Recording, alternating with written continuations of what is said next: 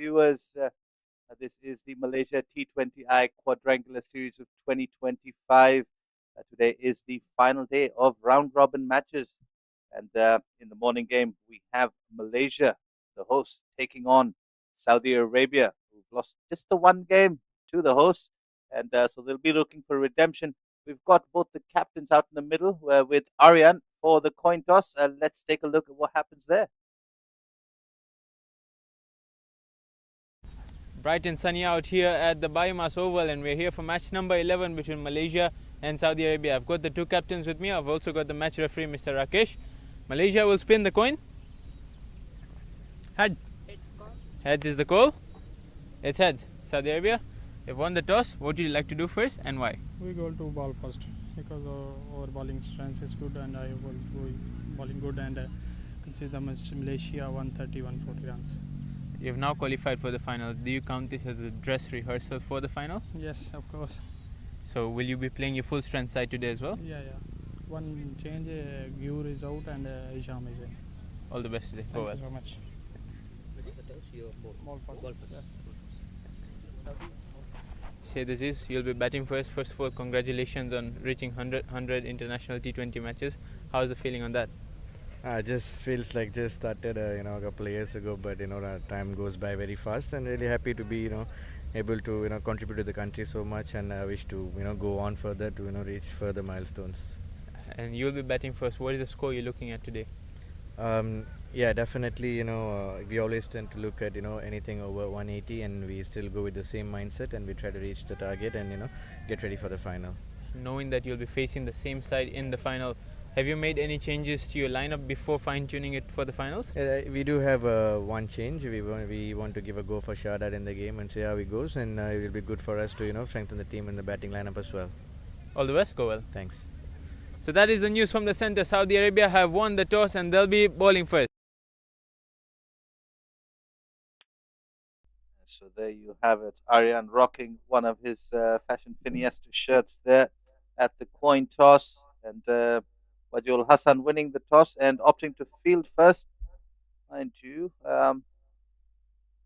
this game is almost set to be the prelude to the finals, as these two sides definitely at the top of the table. Malaysia with 9 points, Saudi Arabia with 8. On-field umpires for today's encounter, Mr. Kalidas and Mr. Rudy.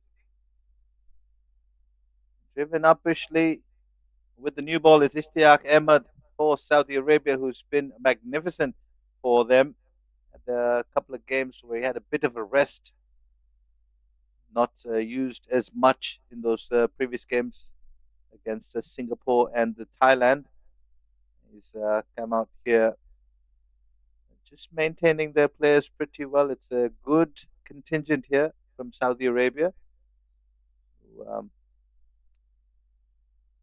know each other's roles really well. They complement each other really well. That's a peach of a delivery from Ishtiaq Ahmed to Saeed Aziz, the skipper of Malaysia, who opens the innings alongside Aslam Khan, who's at the non-strikers end.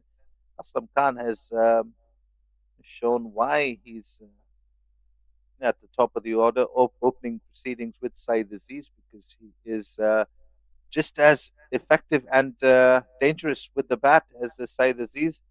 Saeed Aziz has been doing it for quite some time now at the top of the order.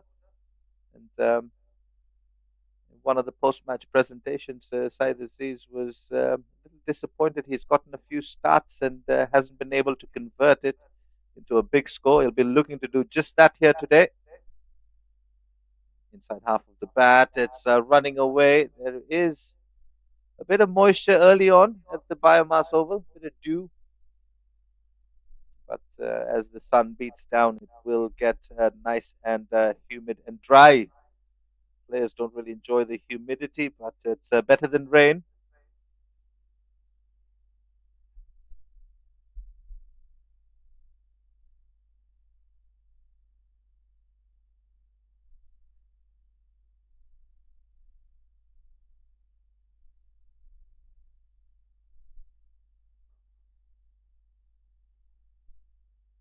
Watchfully played by Saeed Aziz. quiet start by Said Aziz and Malaysia. And like to welcome in the com box Mr. Dinesh, who is going to be my co-commentator for the next 5 overs. Welcome, Dinesh. Welcome, Robert. Welcome, viewers. And it's a pleasant morning out there. Saudi Arabia winning the toss again and electing to bowl, going with Ishtiaq to open proceedings. And flicked away immediately. And he goes for the first boundary, standing on his 100th international T20 internationals. Scores the boundary to start his attacking prowess. Let's take a look. That's a very good looking shot from Said Aziz, just slipped away effortlessly. A bit off target from Ishtiaq Ahmed, very unlike the fast bowler from Saudi Arabia. Yeah, he did really well yesterday against Singapore, picking up 2 wickets. Was crucial in the death overs as well. Very dangerous, just hitting the deck hard. Today slightly wavered. Good bit of fielding. That has been one of their strengths as well throughout the tournament, the fielding. We've seen it in their previous encounter towards the death overs. We've seen it in the power play. Field set has been great, very attacking. A good over for both the sides. It's 6 without loss after 1.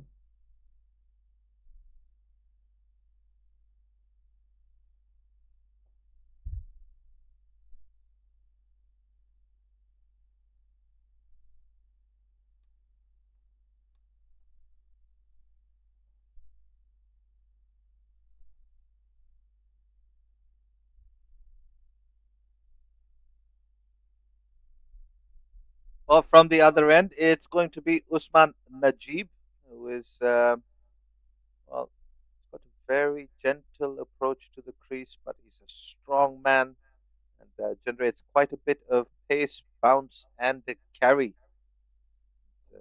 Have to wait and see how this surface plays. We'll get a bit more on the surface from Aryan when he's later on in the com box. He had a closer look at it. But for now, it is Usman Najib.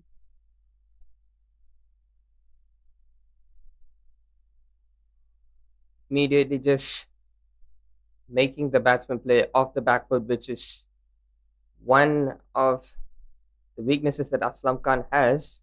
Likes to play in the onside. Offside hasn't been particularly his best attacking spot.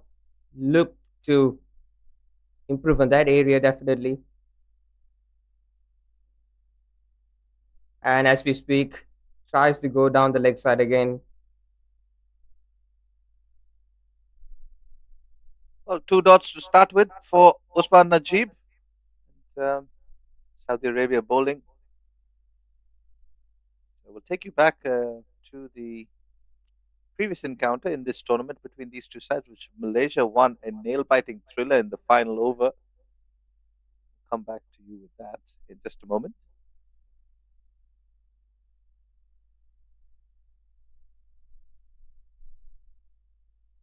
And well, 3 dots.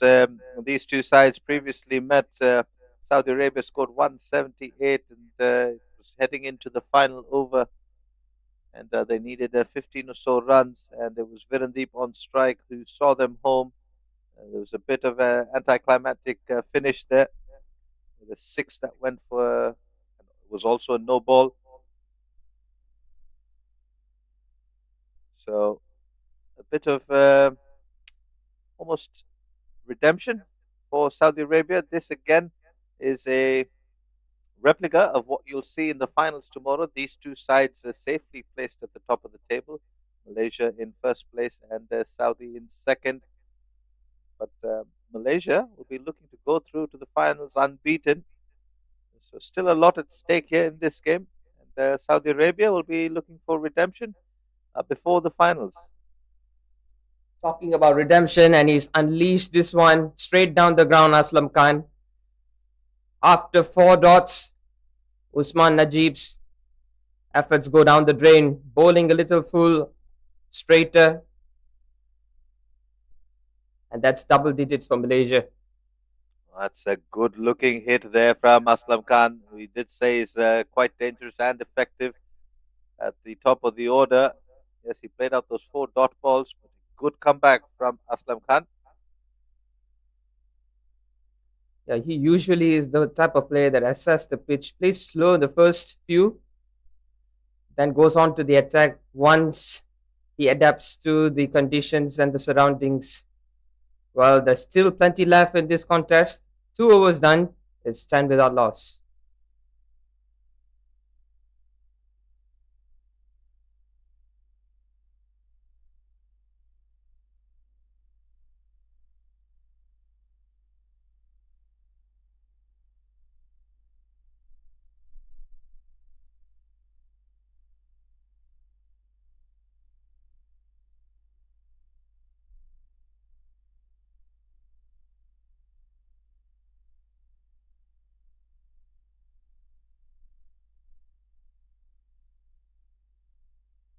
Both these batters off strike, and both these batters picking up boundaries. Malaysia 10 without loss after 2. Well, pulled away this time on the leg side. A vacant region there.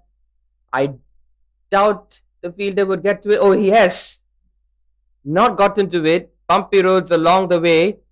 He will not go for a boundary, but that will be couple from Shade Aziz right there. Well, not quite off the middle of the bat. The ball just slowing down before it reached the rope. The fielder overrunning it. And, 2 runs nonetheless for Saeed Aziz. It was a good looking shot. Just a bit rusty here this morning is Saeed Aziz. So is Aslam Khan. They're usually off the mark in very fluent fashion. Perhaps suggesting that the wicket is doing just a little bit. It's always had something in it for the bowlers here at the BAYUEMAS. If you can bend your back, you've always got a little bit of assistance. And, Saudi Arabia, very good bowling unit.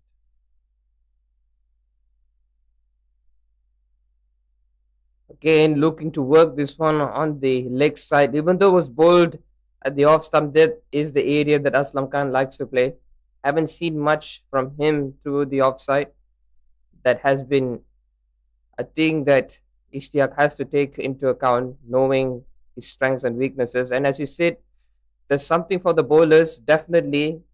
Haven't seen a score that has gone past 183, highest that this tournament has seen. No 200 so far in a modern T20 era. I expect to have 200 and above, but we haven't seen so much of that. Well, is the dead ball called? Well, you're right. But the only team that's been close to scoring 200 on a couple of occasions have been Saudi Arabia. They've gotten off to 2 very good starts, then just losing their way. As we take a look at Ishtiaq Ahmed, who's going to have to reload that one.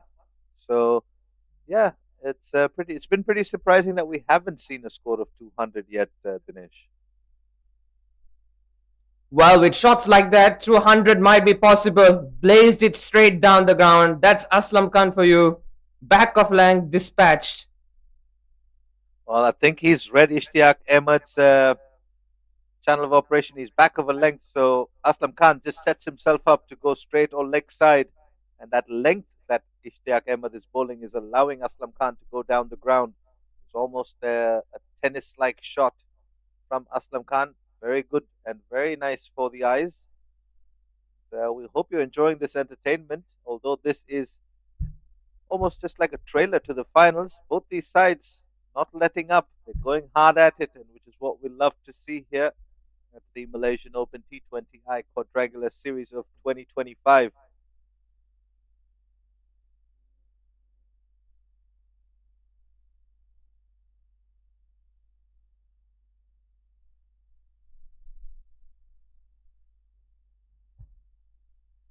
Well, this time goes high. Has he got the distance? Handsomely clears the ropes. Aslam Khan is just starting to feel for this. He is into his 6th gear. Well, Ishtiaq Ahmed just getting a little too predictable with that length there. You can see Aslam Khan just setting up on that back foot, clearing that front leg, just waiting for anything back of a length. Ishtiaq Ahmed continues to oblige Aslam Khan and indulge him even as he banks it in the back of a length. Well, that is a very good looking shot from Aslam Khan. He's batting on 14 of 9. There's Ishtiaq Ahmed go full.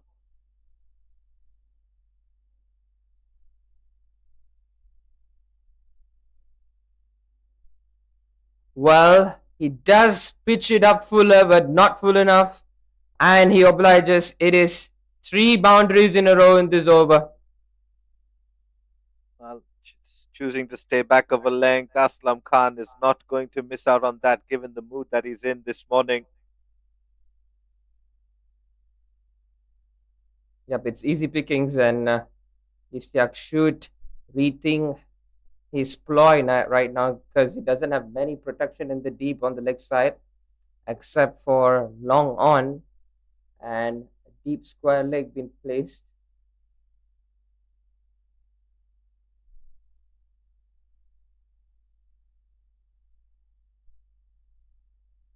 And he gets the last lap, Ishtiaq, going for 3 boundaries in the over. And H2 to the keeper.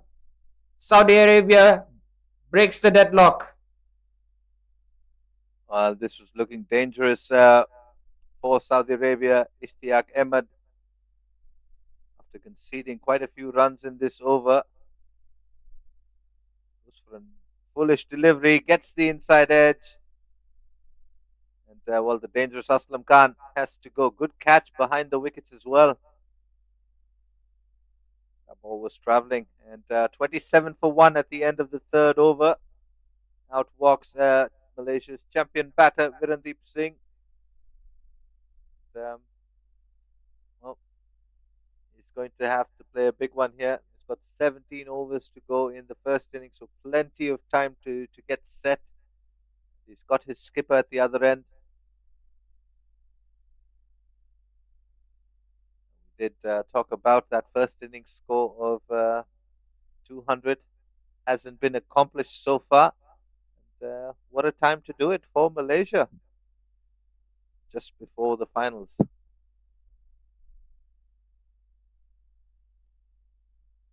You're winning his 19th Man of the Match award in T20 internationals yesterday. Well, in the interview, he said he was slightly lucky to win that despite some incredible performances from his teammates, the likes of his brother Pavandeep and Aslam Khan scoring 44. Well, today didn't have the. He looked very dangerous, Aslam Khan. Just couldn't keep his tail down. Good bit of bowling as well towards the end from Ishtiaq. Usman Najib from the Golden Oban.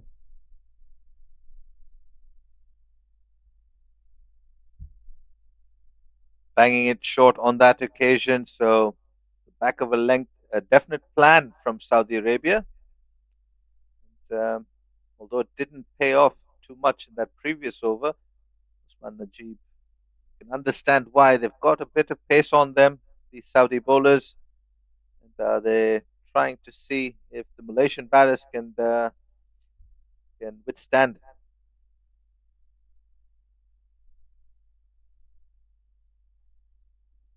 And so far, Sheikh Aziz has done all right. But the previous over wasn't about Ishtiaq's line and length, and well, it was about how you keep your keep your nerves calm, and keep going. But it wasn't the case on some count. It was a really good delivery right at the block hole. Just didn't know what to do. Hope this partnership, if it builds, it could be a game for Malaysia, keeping their unbeaten streak alive. Looking to hit that one hard. Just losing his shape there. Straight to Faisal Khan, who is another exciting batter. We've seen him score a few big knocks here at the Quadrangular Series of 2025.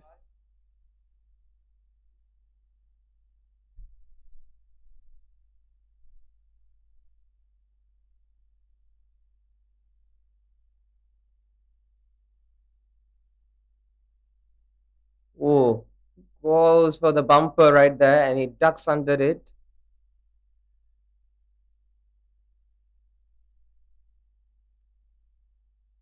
Yeah, that one just didn't bounce as much. So interesting here. Said Aziz, the end, deciding to duck under that one. Just barely brushed his back. 4 dots so far. So good fourth over from Usman Najib.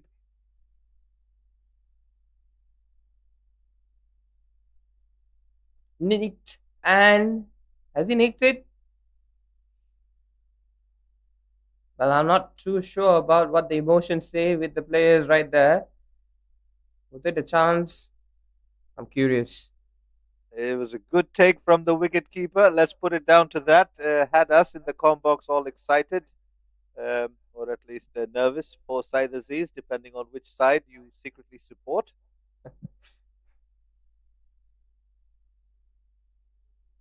There was a bit of movement after it left the bat, so you can see why we were interested in that.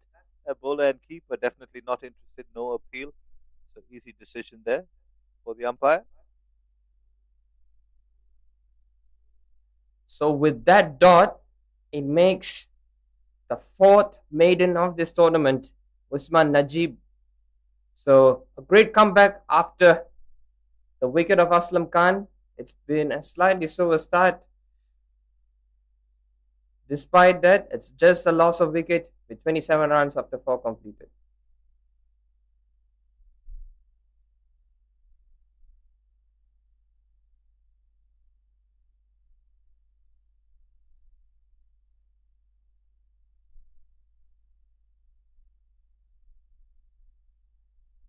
Well, it looks like Saudi Arabia will be making their first bowling change as they bring on some spin.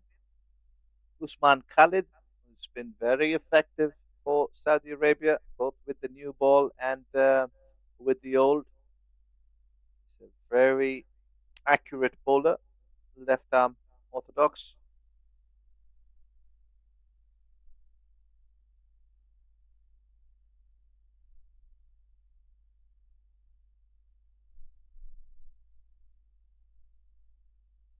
Yeah, picking up 5 wickets, 3 for 13 being his best in the tournament. Yesterday was crucial in skittling Singapore for just 112. He was brought in the similar stage of the contest, right at the 5th over. It'll be interesting to see him bowling to Virendeep, who likes to play spin. And as I say, he carves it to the offside. A big chase for the fielder. Long chase. Manages to track that one back. So it will be a couple. Well, Ishtiaq Ahmed there. He's a good team man. Puts always 100% in, nothing less. If he's not bowling, he's running around, saving boundaries, taking catches. Yeah, that's what you want. And that has been the case of Saudi Arabia. It's not that they are good at what they do, they try to contribute their best in every department. And key thing is everyone plays as a team, not relying on individual performances.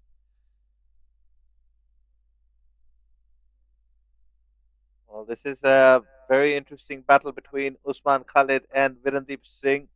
We've got a very packed offside field. Lots of fielders inside the ring. And Virendeep Singh is looking to go through them. Definitely being the most valuable player of the tournament for Virendeep.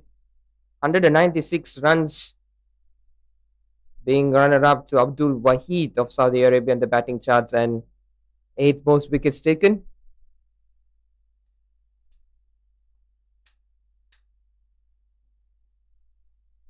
The past couple of games, especially Malaysia, yesterday even against Thailand, were looking on the slower side in the power play too.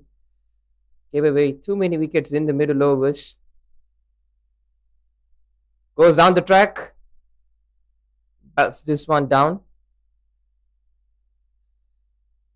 Well, a very good comeback by Saudi Arabia after they went for a few in the third over, the fourth and fifth, the fourth a maiden, the fifth just going for 3 runs and just stringing Malaysia back in this power play, 30 for 1, as I take a break here in the com box and welcome Aryan. So it's going to be an all Malaysian affair in the com box for the next 5, gentlemen. It's been my pleasure, and we'll see you soon.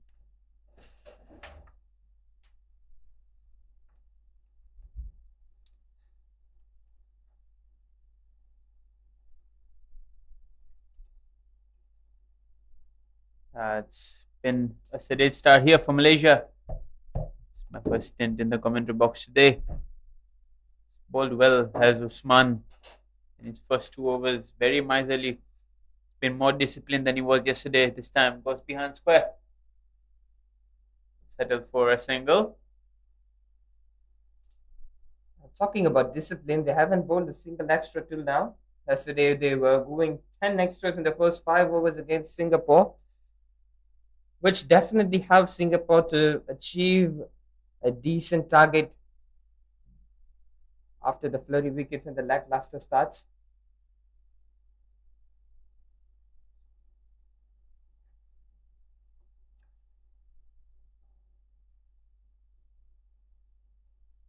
Goes up in the air, it's the bottom edge of the bat, and he almost taken. He was not making good ground right there. He was confused where the ball was in the air.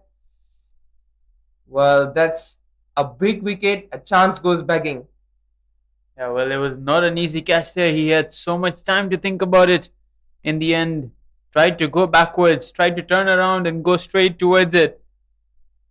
Couldn't hold on, did all the hard work, got all the way till the ball. And how costly is this going to prove? You don't want to drop someone of the caliber of Saeed Aziz on his 100th T20 international. Pressure on Malaysia here to make the play. Aslam Khan was hitting them well before he departed. After his dismissal, it's been a struggle for the rest. Yeah, even the previous match, it suggested that the top order going slightly on the relaxed side, but maybe piling up the dots and then trying to go for the big heave has resulted in the wicket at times.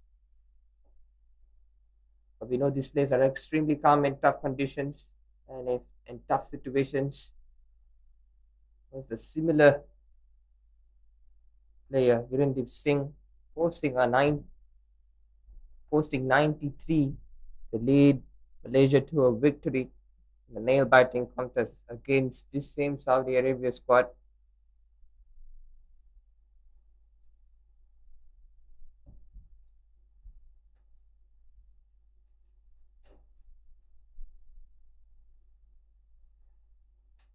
Well, the drought of boundaries here for Malaysia, but they won't bother as they've been facing pace for quite a while and they've really done well despite being a spin dominated tournament or a spin dominated wicket, I would say.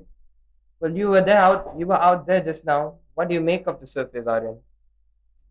I think a lot more cracks than we've seen in the previous games. The cracks just opening up thanks to this hot and humid weather. It's very dry as well, the pitch. While there's not much movement of the pitch, just in the air, you might see some in the first few overs. But both these bowlers, the opening bowlers, bowled really, really well. Much more disciplined than they were yesterday. No extras given. Well, the maiden as well has Usman, so it's been really, really good. Can he finish well here in his third over and the last delivery of the power play?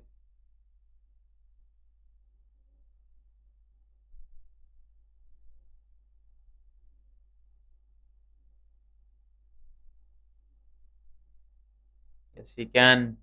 That's a good power play here for Saudi Arabia. They haven't gotten too many wickets, but they've managed to keep Malaysia to just 34. 6 overs done. What do you think is the play right here from Saudi Arabia? Are they trying to just slow down the run rate and maybe pile up the pressure, or maybe just go for early wickets, just go bang bang? I think they did try to get some early wickets, but the fielding let them down in the previous over. It's not an easy catch by any stretch of the imagination, but I feel Both these sides would be happy at this stage. Malaysia just lost the 1 wicket, but Saudi Arabia will know that they haven't let Malaysia get away with things. Both these sides will quietly be happy, but Malaysia will know that sooner or later they have to take some more risks. On the other hand, Saudi Arabia will know that those risks might result in a wicket. It's all about who makes the play and who budges first here. It's bowling to 6-3 offside field. It's got a short mid off and a short extra cover, which means anything on the pads is an easy single. Well, that'll be interesting as you said, because yesterday we see the addition of Ainul Hafiz and Akil Wahid earlier on, and the veterans such as Shavin Muniandi and Vijayoni being brought back at the lower order. So Malaysia will be looking to do so, or maybe trying to bring them in, as this will be a prelude to the final. It will be interesting to see how they will have their batting lineup, or they're going to stick to yesterday's match. Shimmy down, just a single. Yeah, I think that's a valid point because yesterday I think the main change in the batting lineup was the introduction of Ainul Hafiz up the order. Akil Wahid generally is a middle order batter. Ainul Hafiz generally bats down the order especially in this T20 format. He just sent up the order to just give him some confidence. He hit a few boundaries. The rest of the batting lineup was pretty much similar, just that Shavin Munyandi came all the way down, which I'm sure we will not see in the final. Shavin Munyandi, one of the best batters in Malaysia, along with these two at the crease at the moment.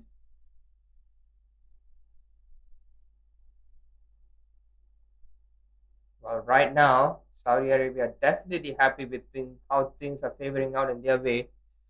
No boundaries ever since the dismissal of Aslam Khan. It's been singles and dots. Right after the wicket, the wicket that they got and did over, it's been a maiden over, and it's been singles put down at covers, and now should be a couple.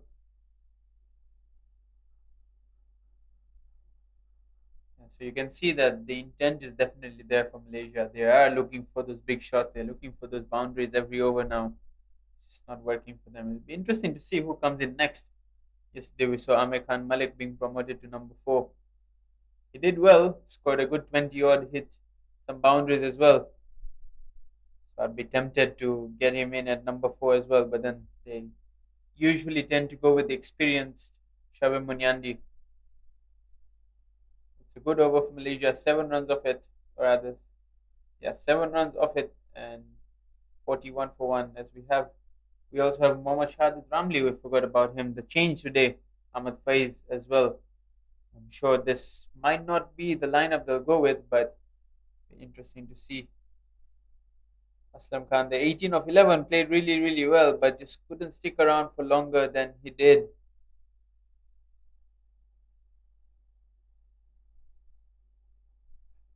So it's Mohammad Hisham from the Golden Hope, and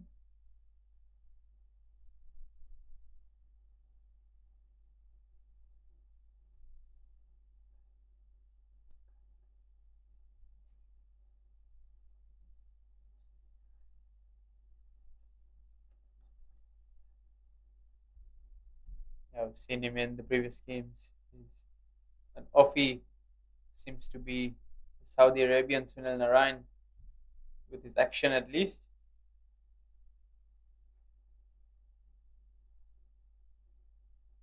Bit too wide there for the umpire's liking.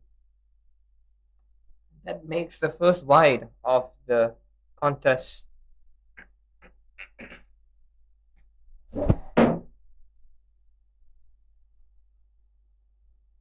Well, as long as they concede the singles, they won't be bothered about Saudi Arabia. But when they concede boundaries in a flurry, that's where it's going to be a bit of a bother. Both these batters as well, very experienced, so they know how to build an innings. even in a quick format as a T20. Virendip Singh in this tournament is yet to be dismissed by Saudi Arabia, and is going to continue that form and smash it straight down the ground. Looks like it's gone all the way, as signaled by the umpire there. It's a good counter attack here. Good to see from Virendip Singh going straight down the ground, despite losing his wicket in a similar fashion yesterday.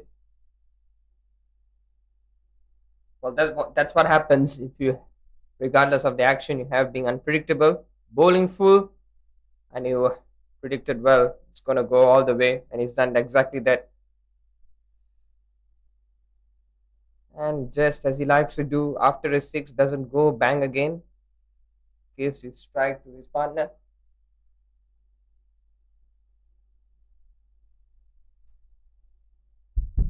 And with that, it's 50 up for Malaysia.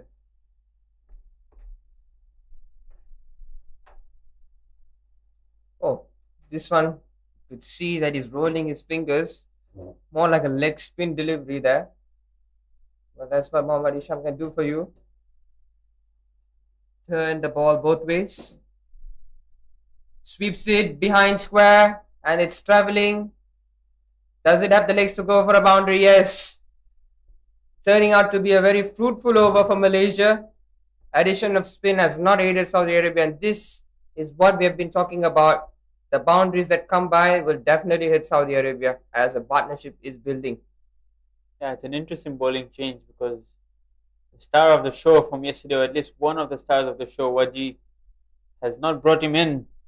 Zainul Abidin, 3 for 10 yesterday in his 4 overs. Not introduced yet today. Short ball, pulled away.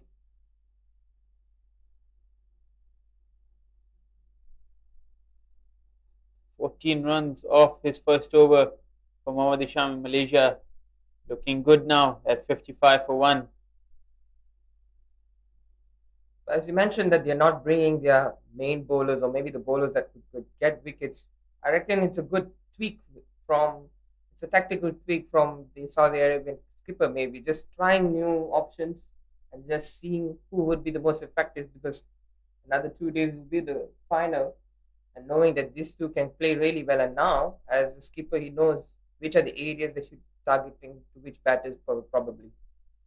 Yeah, I tend to agree with that, but it's also important to note that yes, you're playing for this tournament, but you're also playing for your ranking as well.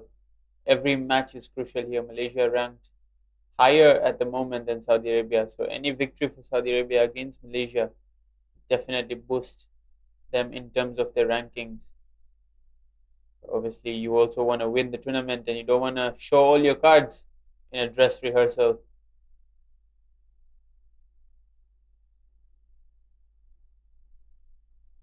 Usman Khalid has bowled very well throughout this tournament, just quietly going about his things, being miserly throughout.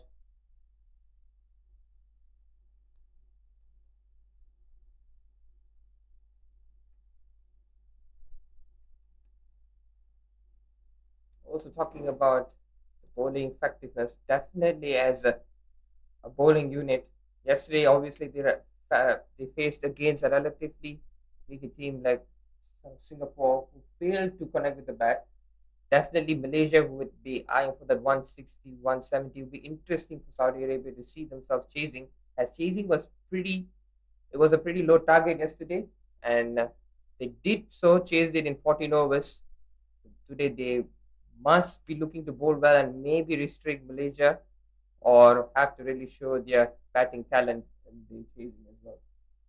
Yeah, that's what was mentioned by the skipper as well, Waji. He did mention that they want to keep testing themselves in case they do have to bowl first in the final.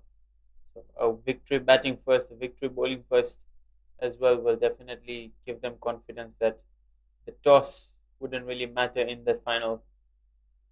At the moment, Malaysia is just doing well to rotate the strike, not playing any dot deliveries. Virendip Singh will be looking for a boundary as well. Punted straight down the ground. These two batters also understanding how hot it is out there in the middle. They don't want to take unnecessary singles, or rather doubles, in the outfield, because they know they want to save the energy for the big shots that they can play.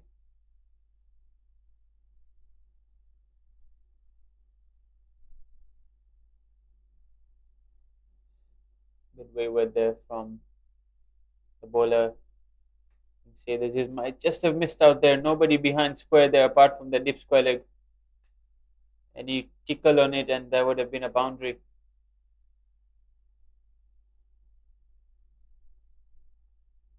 Well, he doesn't want to go leg side behind square. He goes in front of square and just about clearing the ropes. So it will be a 6. Great response after a series of singles. And as you mentioned, they're saving the energy to go for the big shots. Yeah, I think that's a beautiful shot there. Just this is what happens when you just rotate the strike. The bowler tries something different. Say this is new. He was going to try and flight it. Might not have gone to the pitch of the ball, but what a good player he is to have smashed that straight into the side screen. Well adjusted there from him.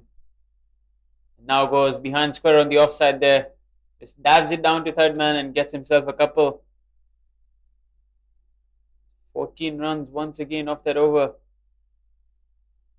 Rather 13.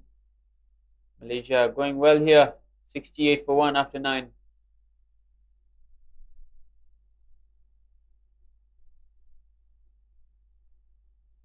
Yeah, there have been plenty of comments out there about the strike rate of other players as the modern T20 requires you to hit hard, but this tournament hasn't been the case. Partnership wins you matches.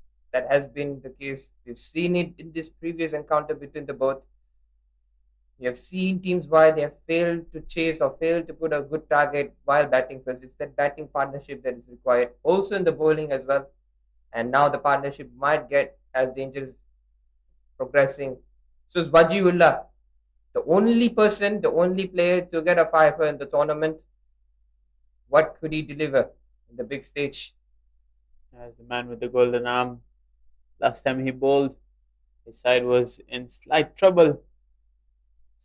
As Thailand were looking good, but he ended up getting 5 for 9. He's got good change of paces and be interesting to see how he fares here against Malaysia's 2 top batters. And that's beautifully played there from Virendip Singh. Third man inside the boundary and he just opens the face and gets himself a boundary there. Good effort there as short third man, but cannot prevent the boundary. Slightly wider. He was just waiting for it to come at the offside. Knows there's a vacant region behind square. No third man in the deep. So just guides it towards.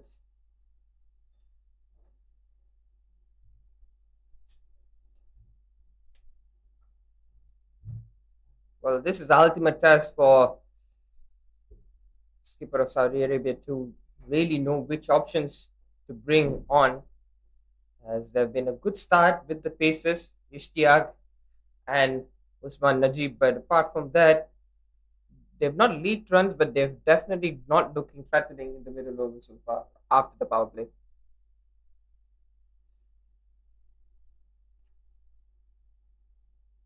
The good thing about Saudi Arabia throughout this tournament is that their opening bowlers have always done some damage.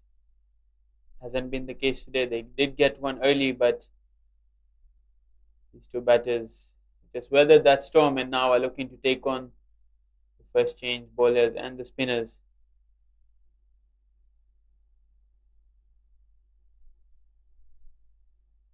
That's what good players do. They just absorb the pressure. If it was anyone in their shoes, maybe earlier on when there were a couple of dots coming, try to play a big shot and maybe mistiming it. And this you never did that. He knew that these are good overs from the bowling side, so let's get through it. And the late overs, the spin, maybe let's attack on, and they've done exactly that.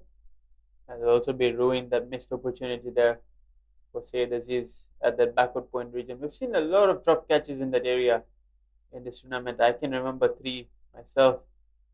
All of them in that backward point area from the Golden Hope end. Whether it has something to do with some reflections or some light, I don't know, or is it just a position that you don't want to be fielding at?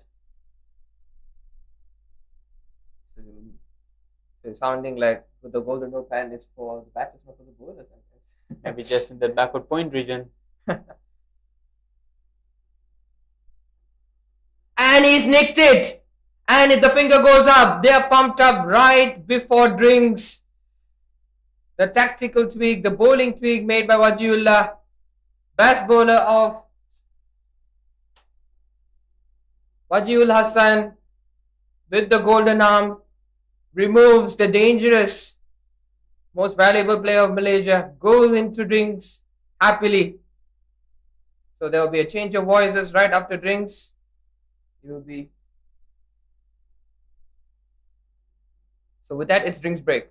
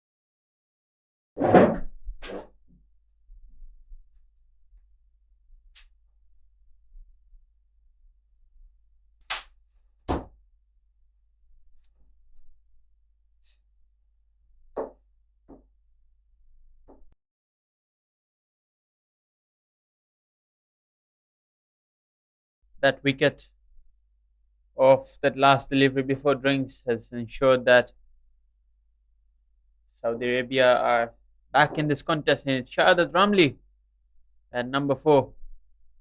He's been introduced in this side for today's game and is given a promotion to number 4. As Said Aziz there could have been a second, and now with the misfield they'll take the second run. Always a second on there, but Said Aziz maybe slightly cautious about losing another wicket here.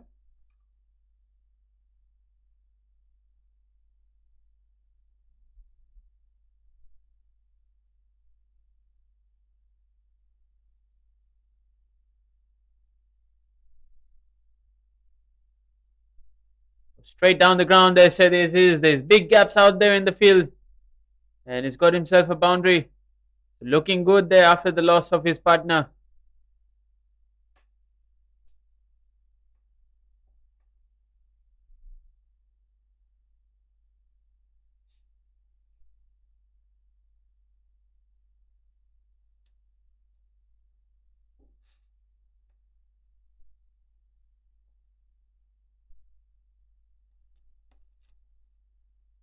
Now just pushes it down to long on for a single. Hisham has been expensive today. Sunil Narayan for Saudi Arabia doesn't seem to be working at the moment.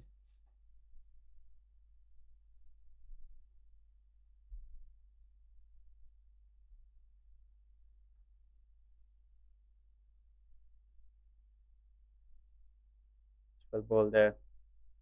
For the first time, Shad Ramli will be facing Mohammad Isham.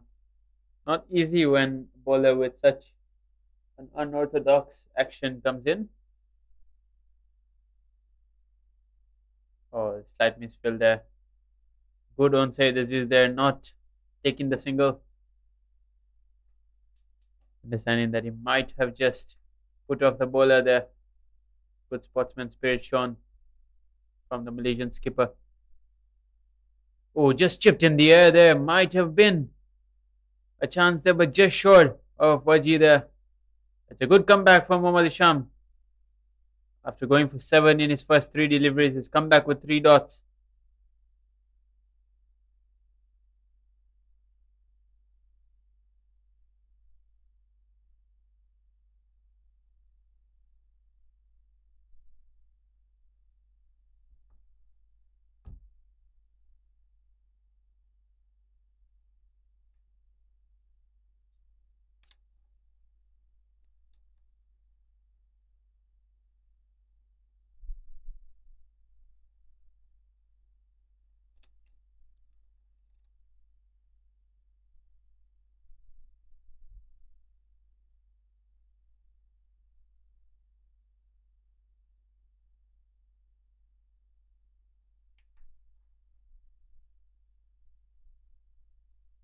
Waji will continue.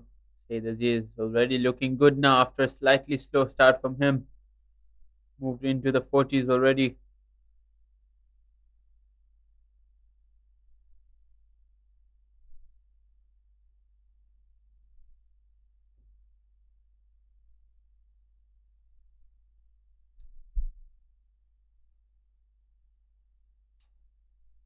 Shahid Ramli yet to get off the mark. A very good player, loves to hit the sixes. Lovely timer of the ball as well. Orthodox field that you would have for a spinner. Short mid wicket in place. And the 3 fielders on the leg side boundary. Looks to guide it and gets himself off the mark. Skipper Waji not happy there. Asking the fielder there as deep short Hardman rather to attack the ball and look for that run out opportunity.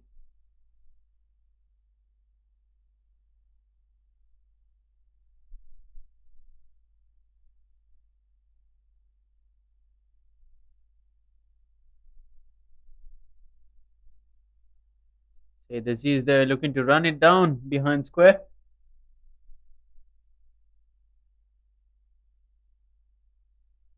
Missing it altogether. Skipper Waji there just making the field change, looking to protect that offside, but decide against it now. Sticking to an orthodox field. Oh, this time looking to go leg side there. Couldn't really connect.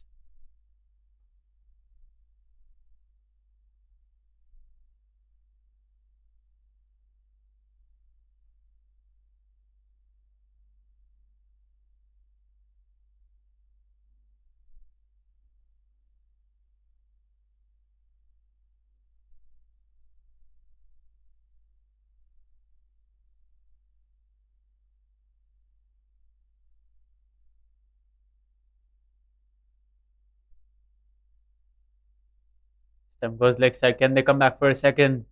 Yes, they can. Good running between the wickets. This partnership will be crucial, and partnering me in the commentary box is Robert. Robert, welcome. Thank you very much, and hello, viewers. Yes, it's been a cautious start after Malaysia lost a couple of wickets, and good comeback from Saudi Arabia with the ball, restricting Malaysia to 85 for 2 here in the 12th. And Saeed Aziz unleashes a big one over mid wicket, another half a dozen. Saeed Aziz is on 49. He did say in one of his presentations it was frustrating for him to get off to starts and not get to a 50. And well, this time he's just about there. That concludes the 12th over. Saeed Aziz playing a captain's knock. Aryan, where do you reckon Malaysia are looking to get to with 8 overs in hand? I think certainly with 8 wickets in hand, they'll definitely looking in excess of that 160, especially with a lot of batting prowess yet to come. And say this is looking really good. And once he gets himself in, he doesn't usually get out. He's given a life early on. Looking to make good use of that. As Shahid Ramli just getting himself in here. Yeah, Saeed Aziz did look a bit rusty at the start, but again, that fortunate chance being put down. Since then, he's seemed to come into his groove. He's struck a few boundaries, hit a few lusty sixes. And, well, he'll be looking to finish strong here, and a lot will come down to if Saeed Aziz is there for most of the remaining 8 overs. And looks to cut there. Just looking for that run to get himself to a half century on innings, or rather match number 100 for himself. And there you go. There's his half century there, Saeed Aziz. 50 for the Malaysian captain on his 100th match.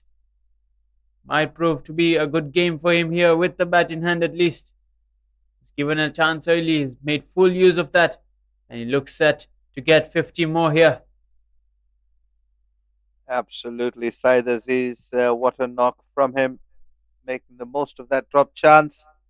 He's not done yet. He'll know it himself because there's plenty more in this game. As Shahid Ramli works one down too long off.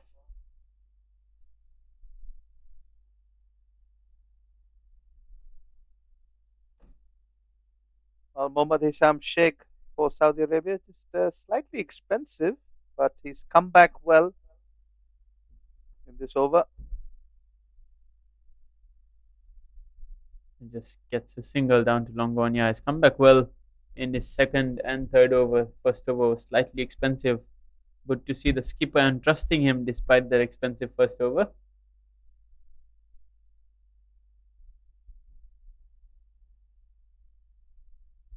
But this team's taking this game as a dress rehearsal. But they will also want to win this game as a good piece of fill in there. Keeps it down to just 4 runs off that over. That was done. Malaysia 95 for 2.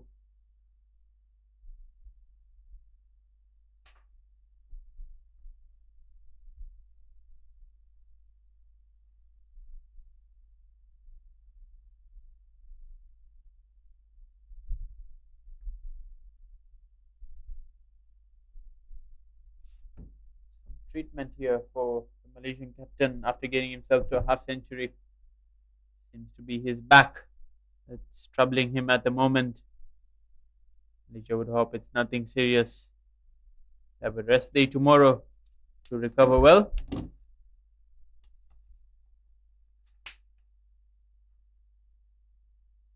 Well, long-standing Malaysian physio, Mr. UV.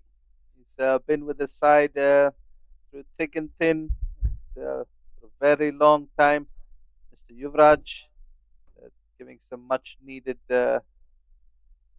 medical attention and perhaps a massage for Saeed Aziz, who seems to be troubling with a little bit of seems to be troubled with a little bit of back spasms there. It's hot, humid conditions, and we'll take this opportunity to stretch our legs and come back to you when action resumes.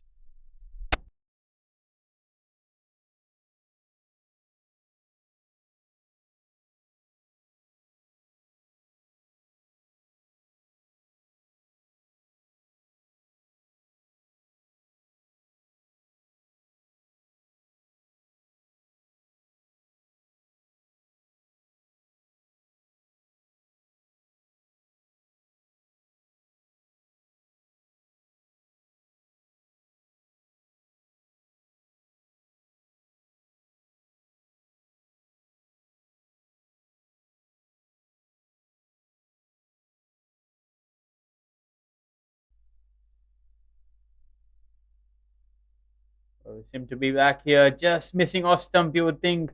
Wajul Hassan not happy with the decision at all there. They'll have to deal with it. Bowling right arm over the wicket.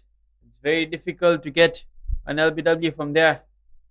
He really felt that it got his man, and yeah, you can see now the realization hit him that he was probably just missing the off stump. Close call there. Well, he's got to be a little careful. Umpire Kalidas, also very experienced umpire. Most number of T20Is for him. So it's not his first rodeo. Single taken here. Yeah, you're absolutely right. Yes, you want to show your emotions, but don't want to show it in such a way. Knowing Wajul Hassan is a very calm demeanor and character. You don't often see that from him. Just goes to show how important this game is being taken.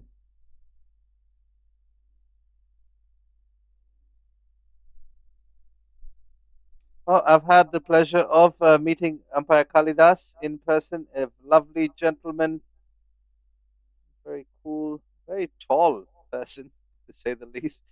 A towering figure. I'll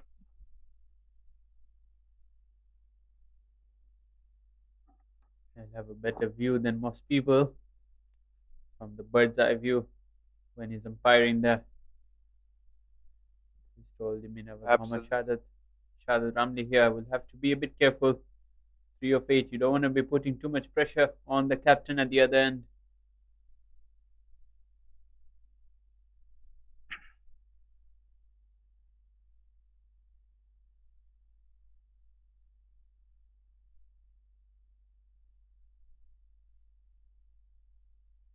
That's drilled through the leg side. Pick up a single.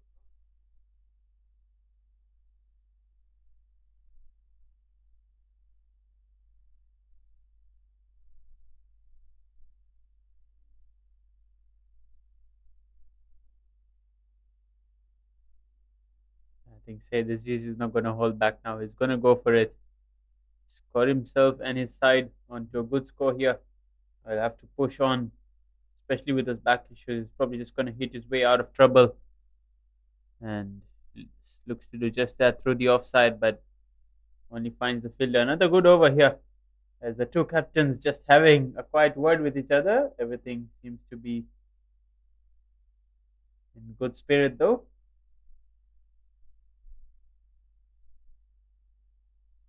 We just got one delivery to go here in the 14th. Malaysia are 98 for 2.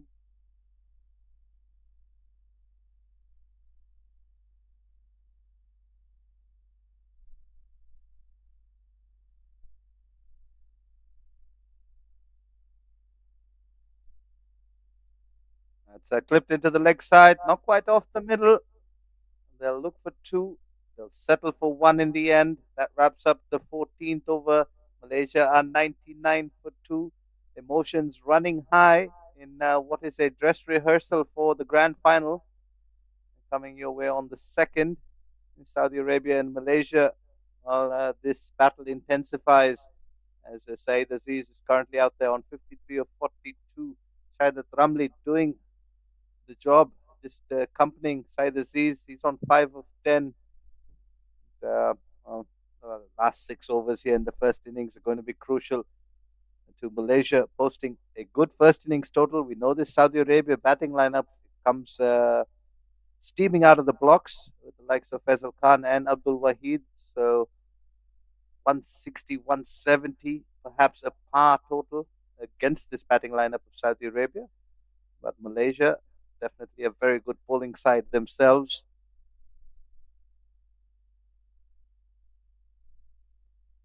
Yeah, certainly the last 2 overs haven't really gone for too many runs. And Wajida realizing that and now just going slightly defensive with his field, knowing that the batter's definitely going to come on the attack now. The short mid wicket just goes to short fine leg, giving him the single if he'd like. Understanding that Sailors might not be able to run twos. There we go, comes into play with a single. That brings up the 100 here for Malaysia. Taken them 14.1 overs with the loss of 2 wickets.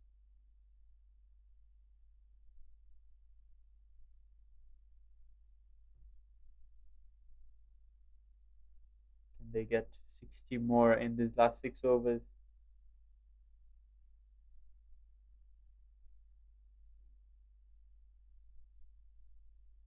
Another single there from Saeed Aziz.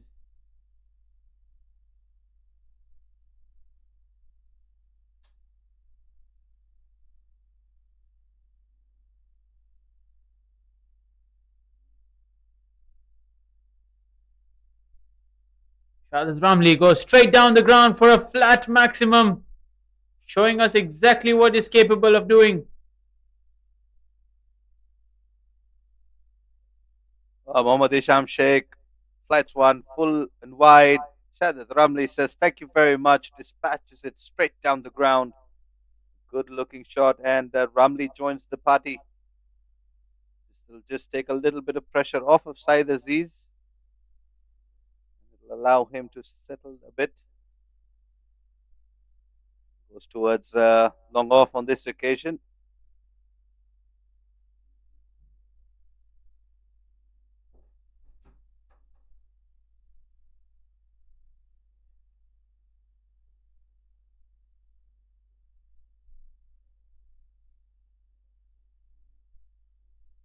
Full toss from Hisham Sheikh. Just a single down to long on. So they've done well, have Malaysia picking up a maximum and 4 singles in this over. That's 10 already. One delivery to go.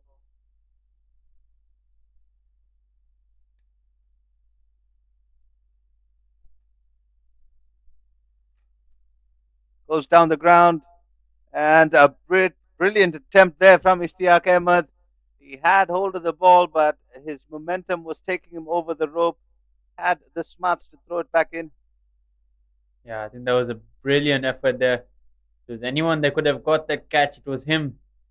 Tallest man on the field, you would think, among the tallest at least. It's a good effort there to end the 15th over. Malaysia 110 for 2. We have a look at the batting scorecard. Aslam Khan played really well there for 18 of just 11 deliveries. Randeep Singh struggled his way to 21 of 21. This partnership, Saeed Aziz and Mohammad Shahid Ramli, just looking to take the aerial route and aggress as 5 overs are remaining. Just the 2 extras for Saudi Arabia in a total of 110 from 15 overs. They've been very disciplined in that regard. Usman Khalid is being brought back to finish off his spell, the 16th of the innings. He's bowling to two batters who are looking to take on the bowling at this stage. And rightly so. Malaysia looking to get a big first innings total here.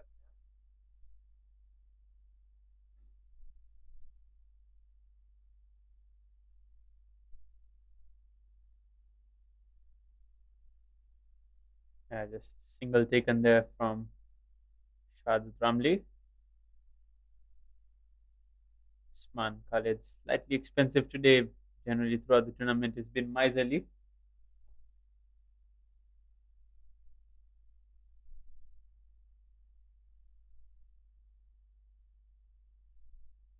Ooh, that was close there. Just losing his balance.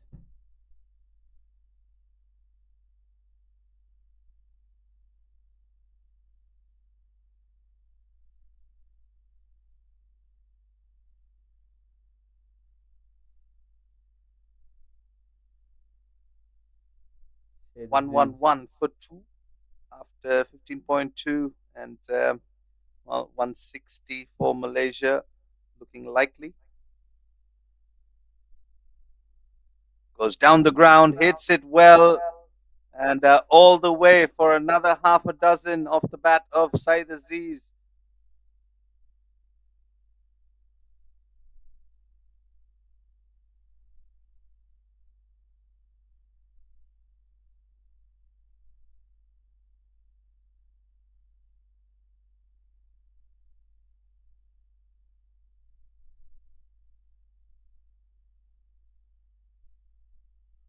Once again goes big and not quite connected, and it will get over the rope. I do believe that's a boundary. So back to back boundaries for Saeed Aziz and Malaysia. sees them get past 120 here. Beautiful looking shot from Said Aziz.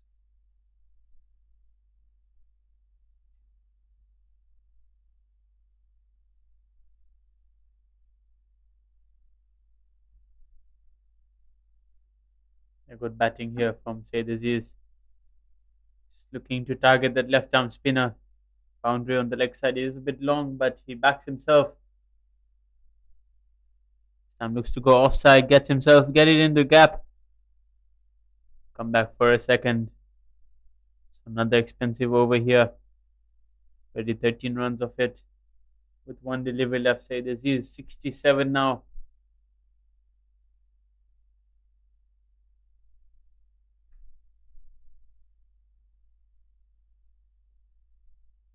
Final delivery. Reverse sweep, and he's found the man. You can see that he was just trying to accelerate and couldn't really get the timing on that.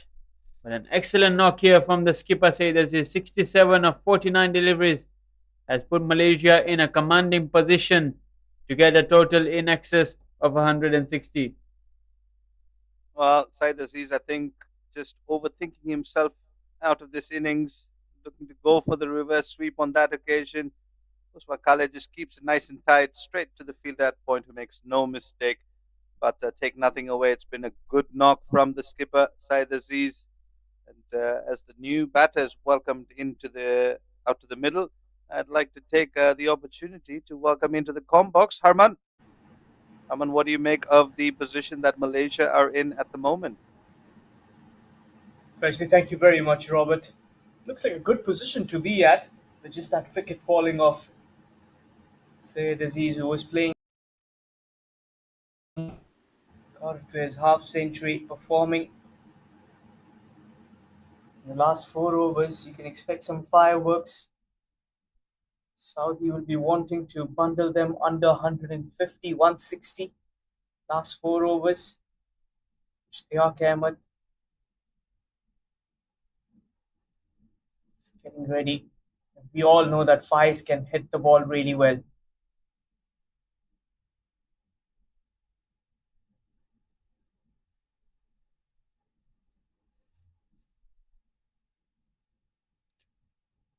Well, 4 overs to go, 123 on the board, 7 wickets in hand.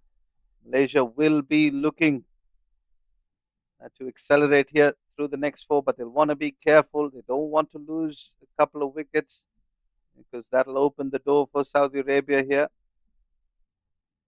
to try and restrict them. But anything close to 160, 170, Malaysia will take that. Saudi have turned to Ishtiaq Ahmed, who had an expensive over in the first 2, looking for redemption. Dot ball to start with.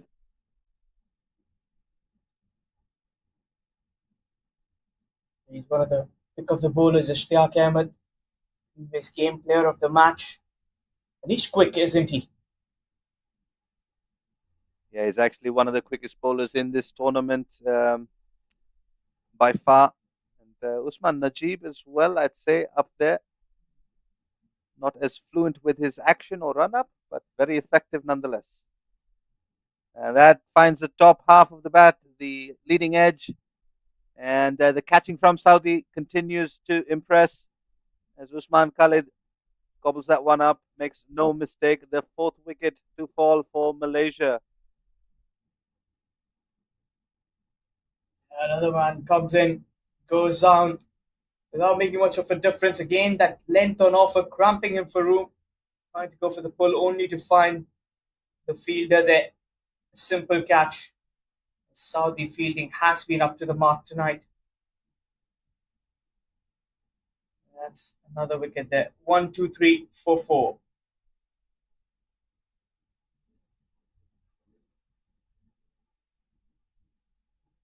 Always easy to call when we have sequential numbers on the scorecard.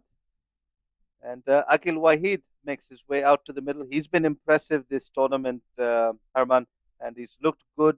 Hasn't got a big score to his name, But when he's been out there in the middle, he's seemed to find the middle of the bat more often than not.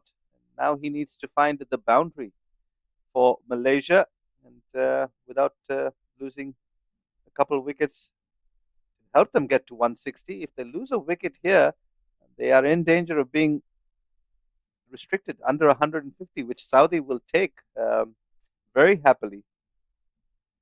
Yeah, that's the kind of score that you want to be restricting them to.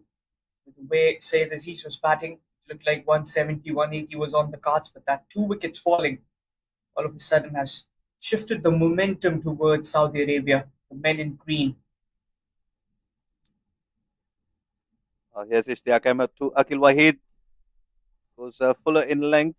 And Harman, we were in the com box when that final over thriller took place between these two sides a couple of days ago. And I think both the teams will have that fresh in memory. And so 170 or thereabouts is always going to play on their minds. Yes, it was a cracker of a game, lip smacking contest.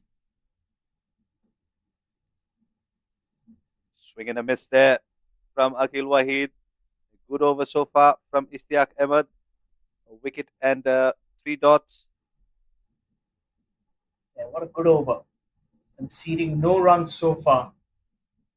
This is the 17th over. The last 4 overs, known as the death overs. Excellent work here from Ishtiaq.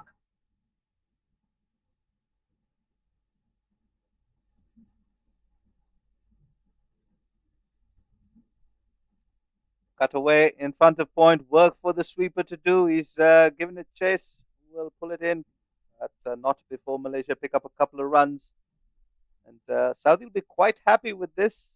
Just the two coming off the first 5 deliveries in the 17th.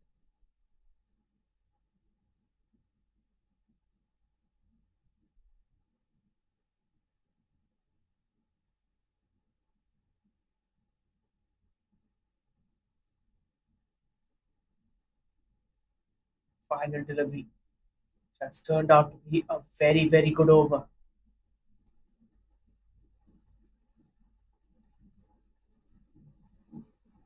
Yep, Ishtiaq Ahmed has chosen to operate back of a length. It's worked well for him in the death here. Two runs coming off that over and a wicket. So Malaysia 125 for 4 with 18 legal deliveries to go in the first innings. What can they make of it?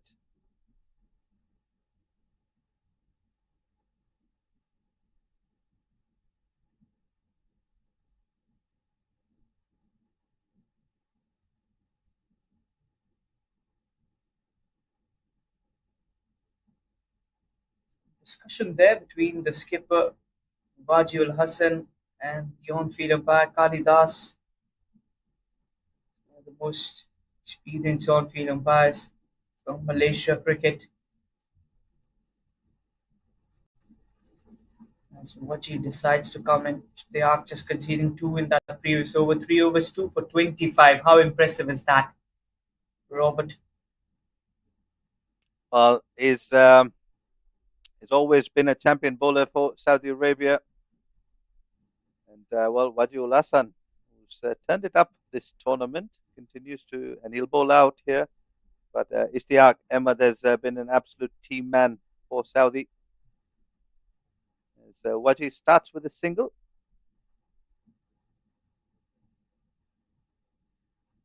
And we'll go back to that final over thriller, Harman. It was off the bowling of Ishtiaq Ahmed. He nailed 3 Yorkers in the first 3 deliveries, then overstepping and or it was a full toss that was called a no ball, which Virandeep deposited for 7 runs, which changed the complexion of the game. So he is a true champion at his skill, and he's come back well. At the moment, it's Wajid Hassan. Just goes above the stumps. Was there a nick there?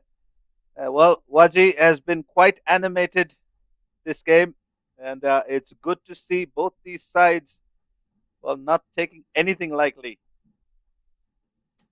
Yeah, surely there was some bat involved. The expression of the bowler as Nawazish drops a sitter. Generally, it's got Very good safe hands. And Baji is always animated on the field, very calm and composed outside if you see him.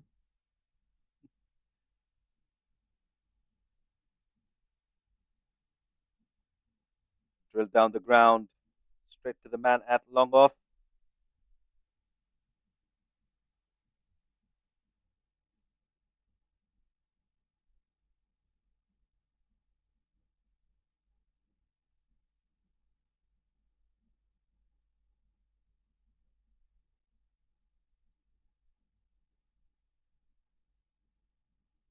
Ahmed Faiz batting right outside his off stump. Goes leg side as he got hold of it. Oh, and it's another chance. Put down. Came bouncing off his hands. It's a matter of concern there. That did not look good. Well, Wajul Hassan will be unhappy with the drop chance, but even more so, will be concerned for his fielder there. Well, that was a catch that's been dropped. Hopefully, he's not injured himself. He looks in a lot of pain at the moment. Usman Najib.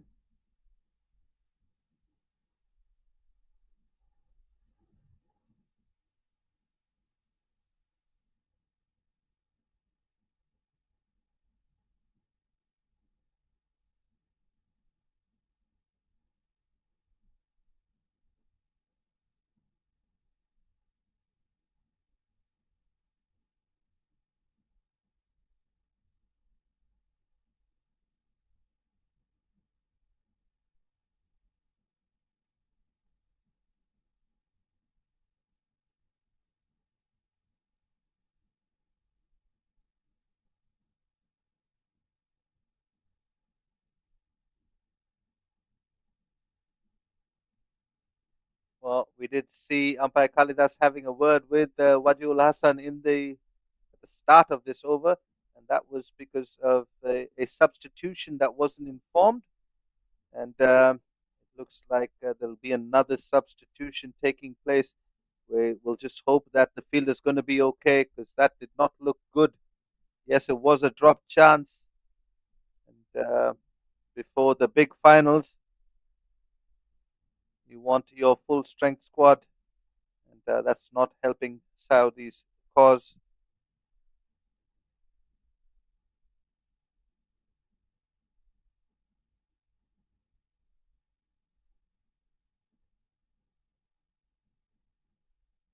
That's another half a dozen. So the break causing a bit of a distraction for Wajul Hassan. Malaysia will take that. Coming off the bat of Akil Wahid.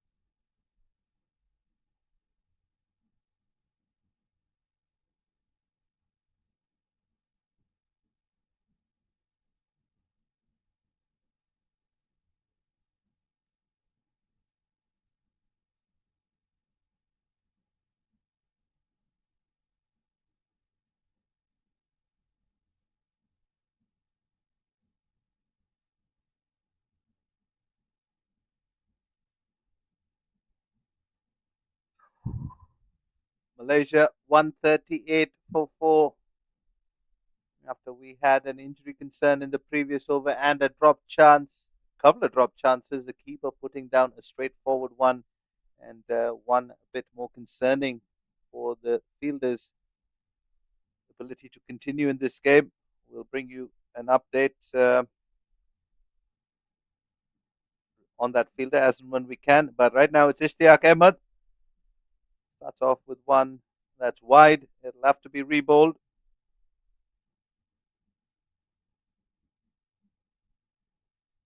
Ishtiaq bowled a very good over the previous one. Conceded just a couple of runs in for his last over. There you can see some medical assistance being done. Just getting some much needed Usman attention Najib. there.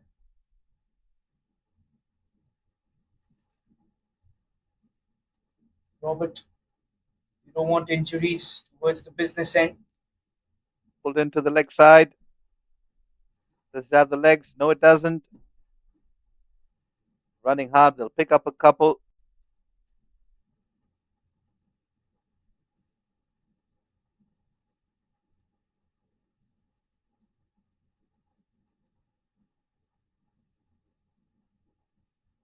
Well, 140 comes up for Malaysia. 11 legal deliveries. Can they get to 160? Seems likely.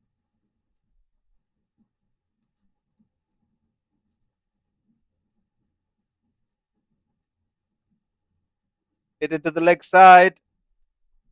Straight to the fielder this time. No mistake is made. And Ishtiaq Ahmed picks up his third. The fifth wicket falls for Malaysia with a score on 141.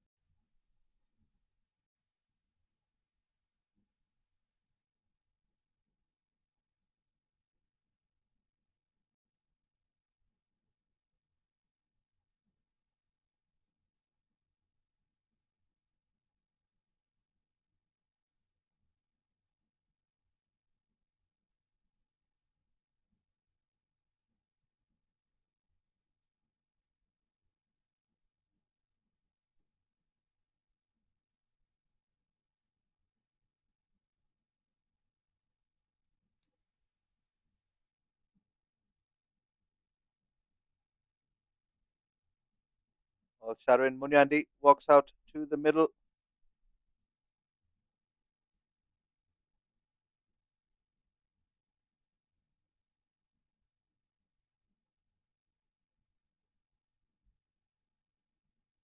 Well, Ishtiaq Ahmed, 28 for 3 from his 3.3. Brilliant spell of bowling from him. He had an expensive over in his first spell. Since then, he's made the adjustments and picked up 3 wickets. Malaysia will want to finish well here, heading into the innings break. Sharon Munyandi gets off the mark with that single.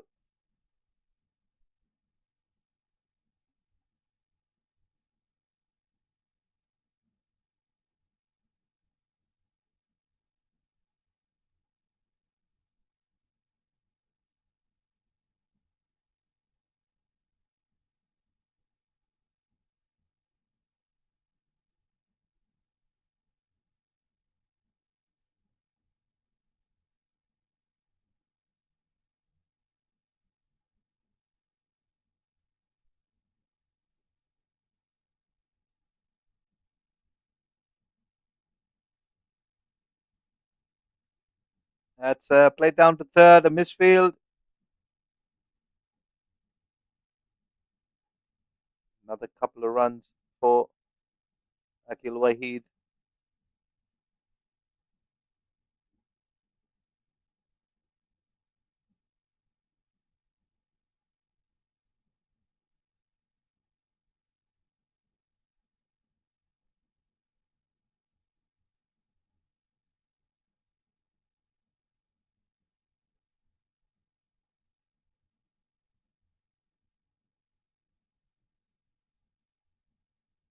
That's pulled into the leg side.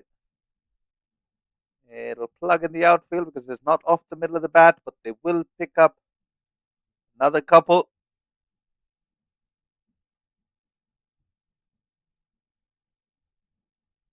19 overs gone. Malaysia 146 for 5. They're gonna need to get somewhere close to 160 or 165, and that's gonna take some doing. With only 6 deliveries to go.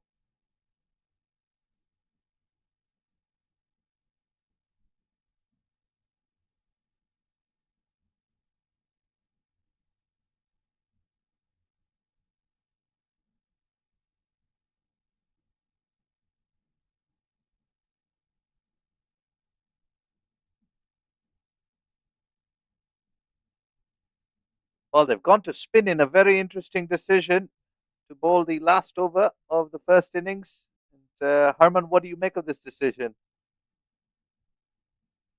That's a tricky one, I would say. I'm never in the favor to give a spinner the last over, but it's the injury of Usman Najib, I reckon, that has forced him to be out of the game because of that injury.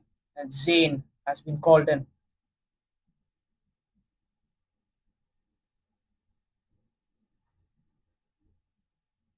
Just a single. Good start from Zain. Bowling his first over, and he's been given the big responsibility, the over number 20. Robert, what do you take on that? Well, a spinner bowling the final over and gives the batters a bit more to work with, because you know that the batters in this, with 5 wickets in hand, they're looking to just swing big. And well, historically, spinners have gone for plenty. But Zainul Abidin has done well so far, just giving away 1 run of the first 2 deliveries, and that's because he's looking to attack the block hole. Should he provide any length, both these batters will be looking to slog him over the boundary.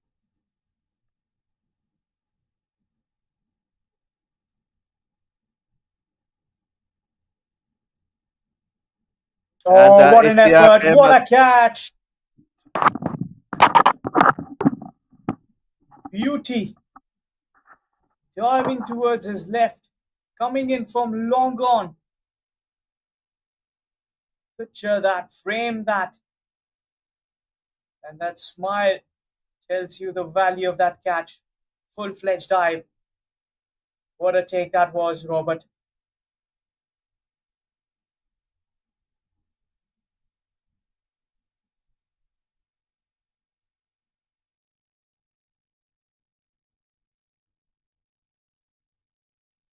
Brilliant catch in the deep. Stunner of a catch. One of the finest of this tournament.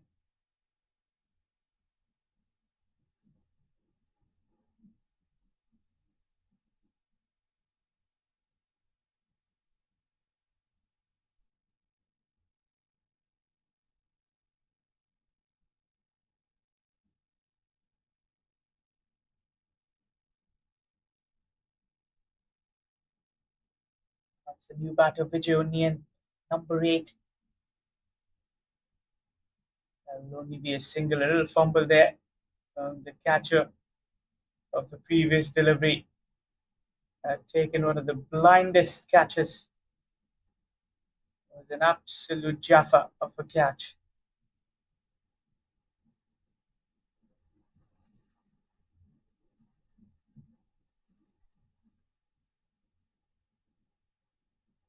Oh, another good shot. Long handle coming in. And that will sail over. 150 up. Just turning out to be a very good over. Maximum coming in of the 5th delivery.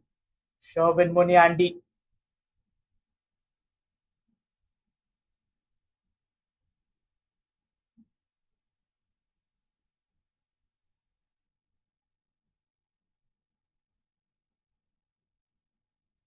And he goes again. That's 2 and 2. Yes, clears the fielder. 160 on the board. 14 coming off the last over. As 20 overs are completed, Malaysia finish off with 160 on the board for the loss of 6 wickets in their allotted 20 overs. Clean striking here. Sherwin, a quick cameo, 14 or 5. Let's quickly have a look at that. batting cart. Sayyid Aziz, Zainul Abidin was the catcher as Usman Khalid got rid of him. 67 of 49 on the special occasion, playing his 100 T20i. Aslam got 18 of 11. Raindeep Singh was the star in the previous game against Saudi. Run a ball 21. Ramsey 15 of 17. Ahmed Faiz getting in 6 of 4. Akil 15 of 12. Sherwin getting in those late runs 14 of 5. And Vijay Unni just the 1 of 1. 3 extras, 160 for 6. 161 is the target. Over to you, Robert. Well, while Malaysia finished with a couple of maximums, the bowling card for Saudi Arabia was pretty good, except for Zainul Abidin with the ball that last over. It was tough work. He went for 14, but he picked up a wicket. Wajul Hassan, who go from the bottom up, who struck 1 for 33 from his 4. Mohammad Hisham Sheikh, no wickets, 36 runs of his 4 overs. But the man who did the damage in the pick of the bowlers for me has to be Ishtiaq Ahmed, 3 wickets for 33 of his 4 overs. He was expensive at the start, then came back well and just wrecked the middle order of Malaysia. Going back to those extras, just 3 extras in the total of 160. So very disciplined bowling from Saudi Arabia. When we come back from the innings break, they're going to need 161. And if we're supposed to go by the current form of both these teams, it's going to be an exciting thriller. So do join us when we come back from the innings break for more live action.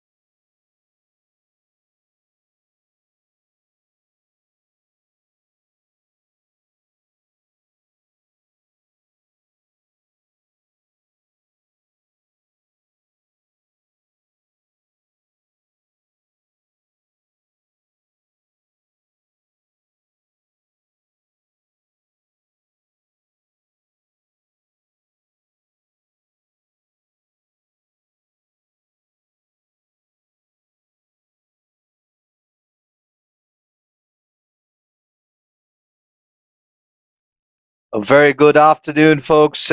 Coming to you live from the Biomass Oval. This is the run chase of the last of the group stage for the round robin matchups.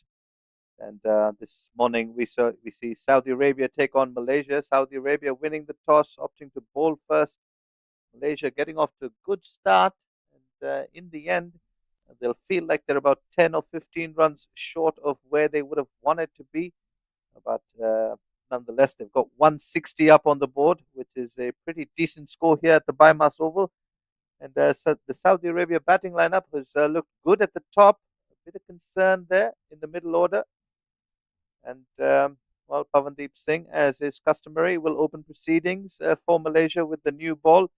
They've sent Saudi Arabia have sent out Abdul Wahid and Faisal Khan, who have looked good at the top. And welcoming into the com box, I'd like to welcome Harman. Harman, how do you see this run chase going?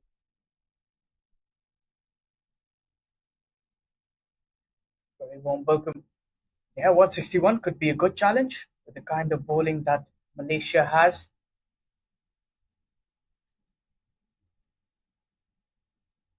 Starts off with one down the pads. It's clipped off. There is a protection. Pavandeep Singh will look to angle the ball into the stumps.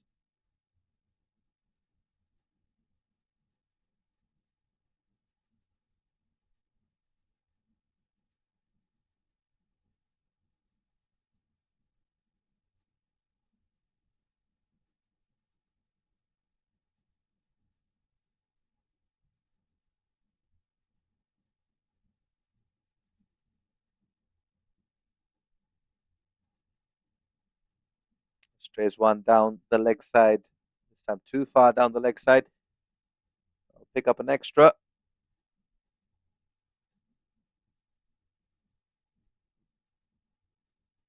Yeah, runs on the board.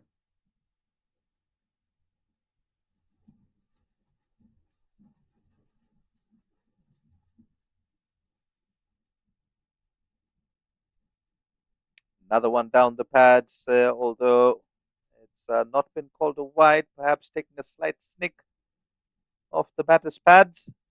Faisal Khan just debating that decision. Never a good idea.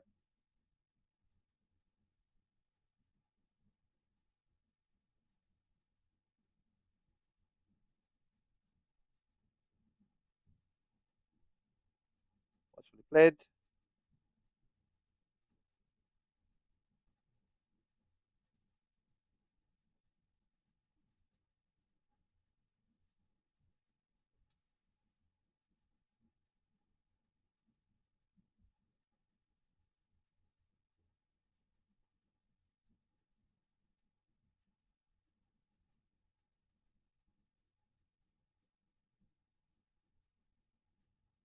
Flicks this one off the pads. Has he got hold of it? Yes, he has. That's the first half a dozen for Faisal Khan and Saudi Arabia. That's brilliant striking. He's the big man. And how well was that connected? Half a dozen. The kind of bowler that comes in front of him doesn't matter to him. Such a clean striker. He's clean as a whistle.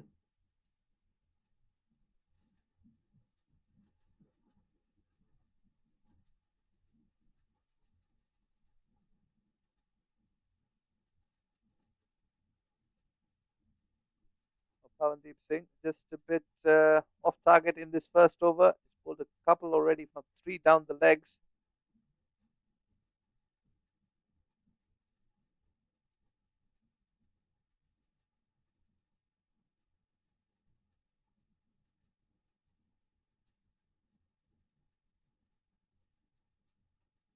Goes again, just out of reach of that mid-wicket fielder. It'll be a single.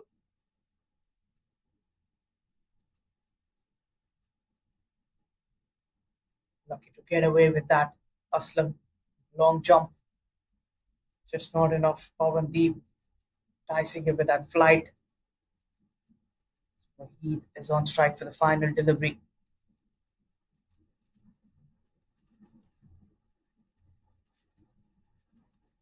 Abdul Wahid gets off. Beg your pardon. He's picked up a single already. He'll pick up another one. 11 coming off the first over. Good start for Saudi Arabia in pursuit of 161 here in what is a rehearsal of the grand finals, which will be played on the 2nd. These two sides comfortably at the top of the table. Singapore and Thailand will be battling it out for the 3rd place. And those two sides will be playing later this afternoon.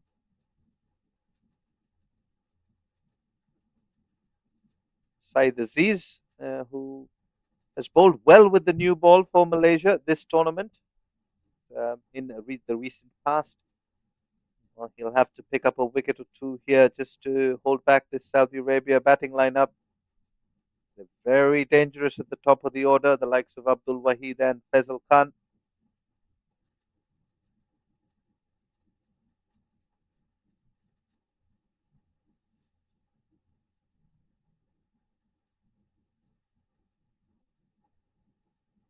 And just like that, Abdul Wahid releases the long levers. That's a good looking shot just over mid off.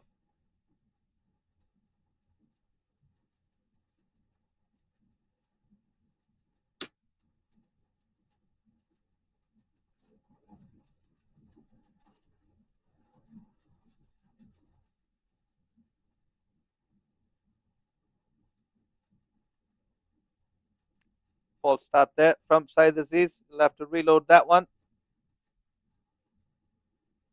These openers have done really well, Robert.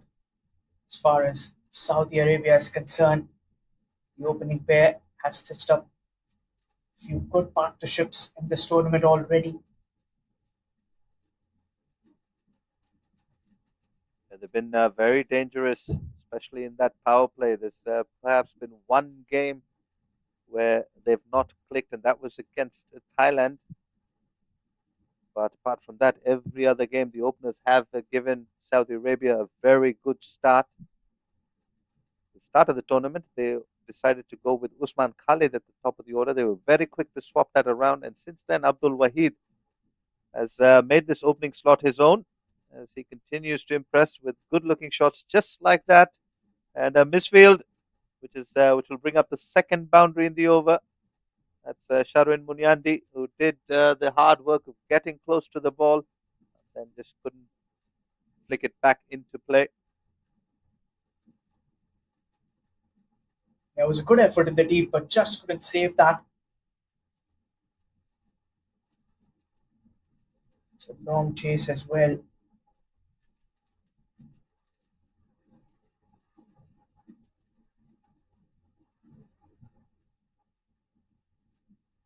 Very watchful, Mr. Kalidas, with that signal coming in late.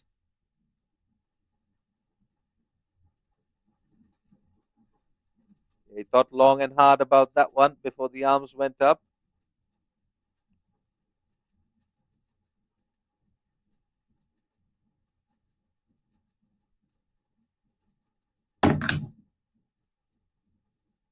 Inside edge, straight to short fine.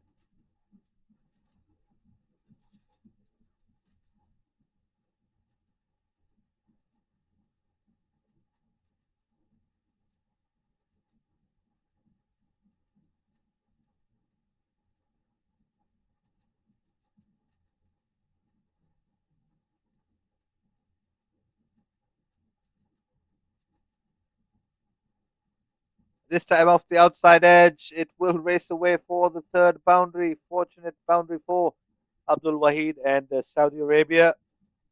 Saeed Aziz and Adil Hafiz did his best to try and get there. It was just too wide of him. Yeah, they won't mind that. Runs are runs, no matter how they come in. Outside edge. Boundary coming in.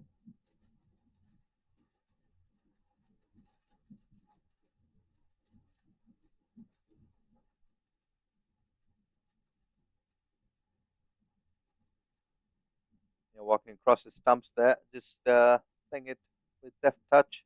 Picks up a single, wraps up the second over 25 without loss for Saudi Arabia. So they're off to another good start here in the power play and in this run chase. Faisal Khan, 7 of 4. Abdul Wahid, 15 of 8.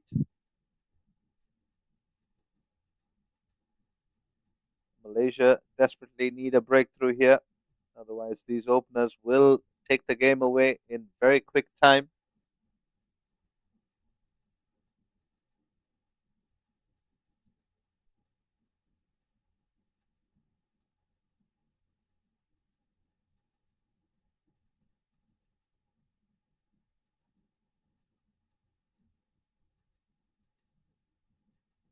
Pavandeep Singh to continue.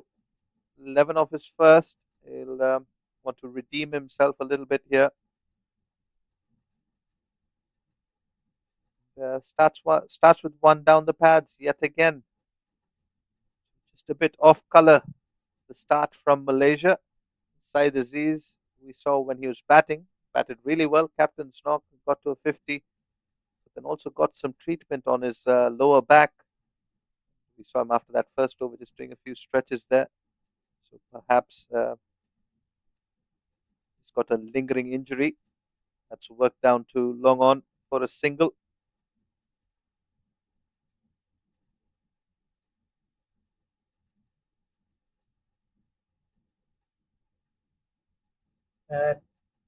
Batted really well.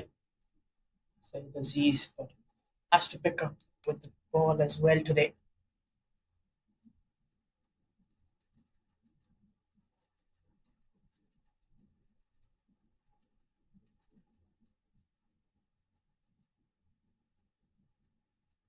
Well, Malaysia need a wicket or two here in order to defend this 160.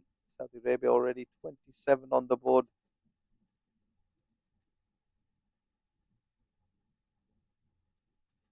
Flighted Fuller and greeted with a full swing of the bat, and that's going to go. Well, it looked like it was going to go sailing over the ropes.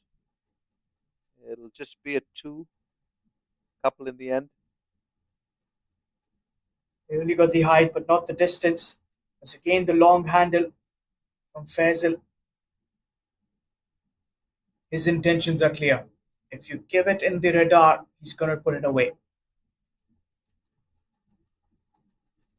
Faisal Khan misleading us because we've come to expect when he hits them for the ball to stay hit.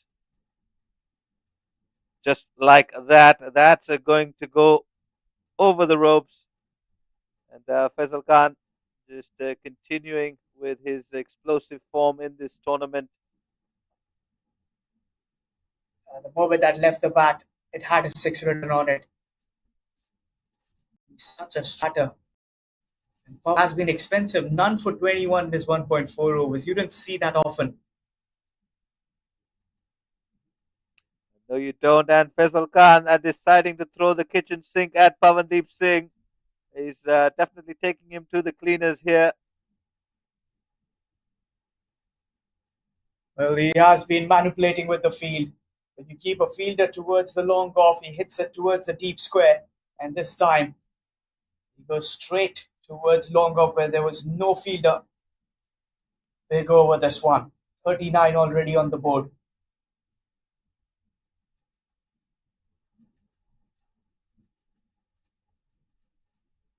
And another one over the offside, although this was a little bit more of a chip, a golf chip as you call it.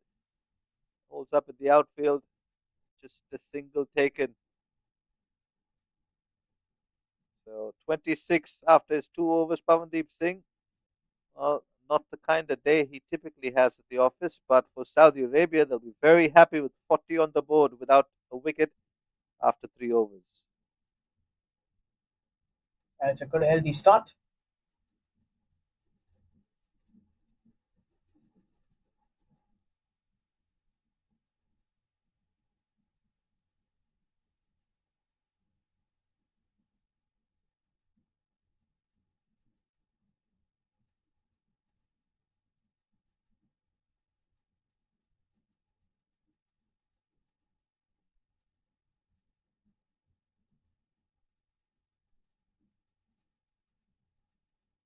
Well, Saeed Aziz, who usually gets the ball to move quite a bit, hasn't been able to do so, at least this morning. And also because Abdul Wahid has decided to be proactive and aggressive with his batting. He's not let Saeed Aziz settle into a line and length. Neither of these batters will, given the way they bat. Faisal Khan is 20 off 9. And well, that's beautiful batting. That is a glorious shot for a half a dozen. Faisal Khan, you beauty. It's only the bowlers changing, but the approach of Faisal is same. Hit it out of the park. Another half a dozen to start the over. Well, they're just 4 shy from that 50. And it's just been 3.1 overs. Total domination. Yep, absolutely. They've come out in this run chase with the blasters on, the full rare dot delivery on that occasion, and Faisal Khan being respectful of it. You don't really see that too often, do you, Harman? Yeah, I don't see much respect coming in from him. The way he strikes the ball. Such a good striker. He's clean as a whistle. It comes from the middle of the bat. Saeed Aziz will have to be careful. He wouldn't want to give too much length on offer. And this time goes a little bit fuller. Faisal Khan says, thank you once again. And he brings up another boundary. So Faisal Khan is on a rampage here. Yeah, it doesn't take much time to get towards that scoreboard. 50 on the board, 3.3 overs. They are in a hurry to finish this game. redemption time for them. Missed out in the previous contest. That was a very close game as well. It was indeed. And Saeed Aziz going to his change of pace. We're just in the fourth over. And when that happens, you know that the batters are really on top of the game.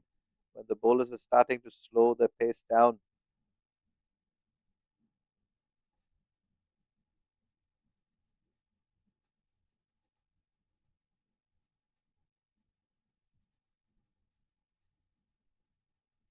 And there's that length we were talking about. Faisal Khan likes that, and he's dispatched that one over mid wicket. Up by Kalidas quite a few times now. Raises the double arms to signal another maximum. I'm enjoying this. Complete rampage here. Faisal, 36 of 14. You can see the shoulders on the hips. The bowler really unhappy with himself as well. He doesn't know where to bowl. Faisal Khan has been hitting them all around the park. 6.4.6. What's the next delivery, Robert, for you? Quick prediction. Well, the double teapot from Saeed Aziz and Virendeep Singh. I will say it's either got to be a slow delivery into the wicket, basically a cutter into the wicket, or if not, a block hole delivery. And it's a lot more difficult to bowl those Yorkers with a newer ball.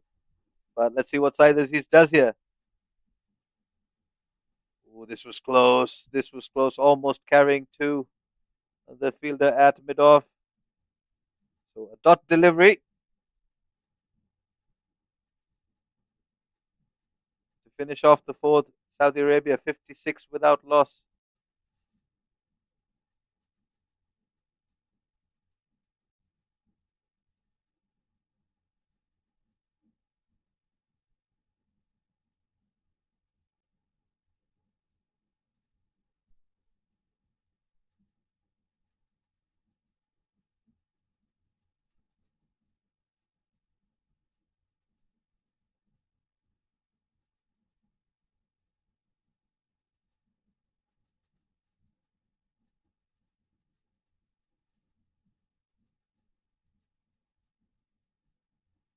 Well, after Pavandeep Singh was expensive in his first couple, Malaysia have a turn to Mohammad Wafiq Irfan for some left arm pace.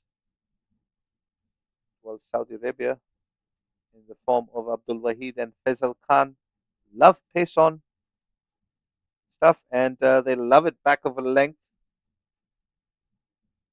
Abdul Wahid has shown that he's good both off the front foot and off the back foot.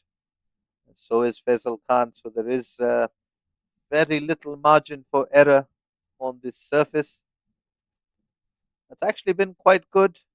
We saw the bowlers of Saudi Arabia get a little bit of purchase off this wicket, but none so for Malaysia so far. Starts off with a good one that angles across Abdul Wahid.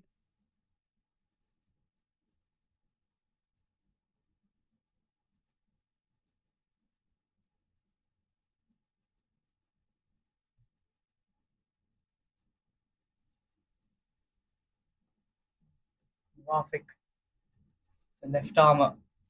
Can he bring in, produce that breakthrough, much needed one?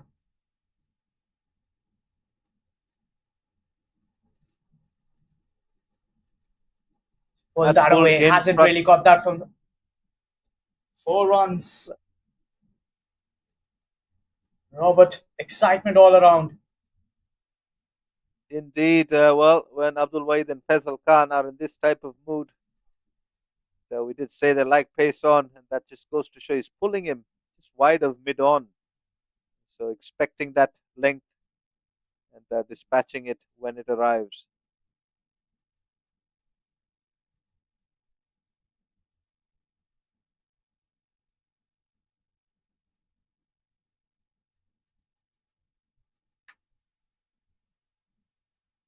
Just sticks with that length, but this one just angling across a bit more. Well, This is T20 batting at its finest. You look to make the most of the power play, and Saudi Arabia have definitely done that. 60 already on the board, just inside the fifth over here, midway through the fifth over. Um, well, Arman, what do you reckon that Saudi Arabia have Yeah, set themselves to finish this game in?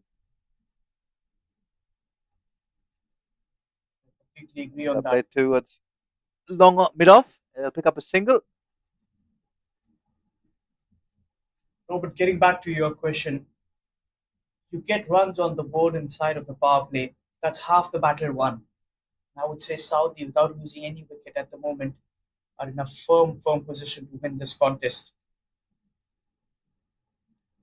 Yeah, we've said it a few times that the power play is perhaps one of the most important phases of this particular format because it sets the tone, whether it's the first innings or the run chase. And at the moment, Saudi Arabia is setting the tone very nicely.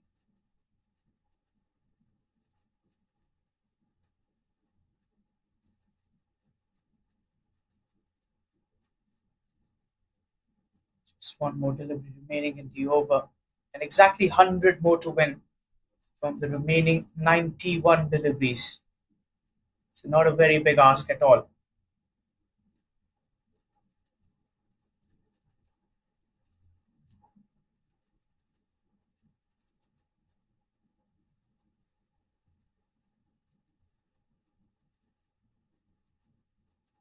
Faisal Khan drills that one down the ground and a long way. It bangs into the side screen. The umpires will check the ball after its retrieval. Look at that shot onto the side screen.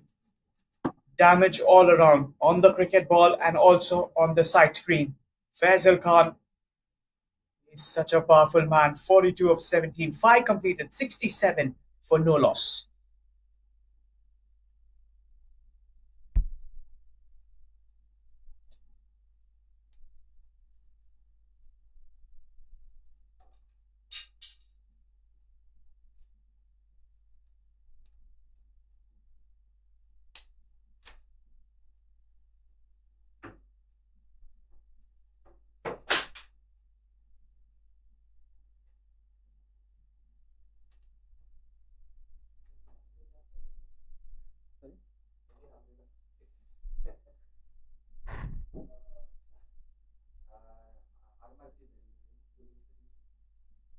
Sure, bro. I'm ready.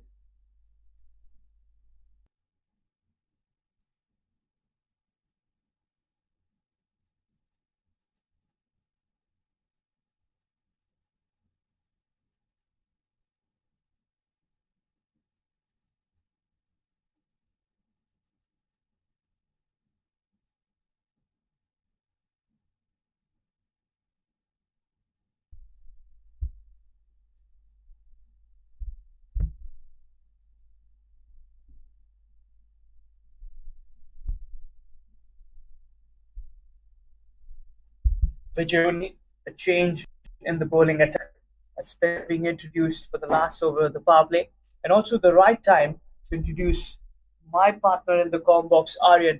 A very warm welcome. Thanks, Arman.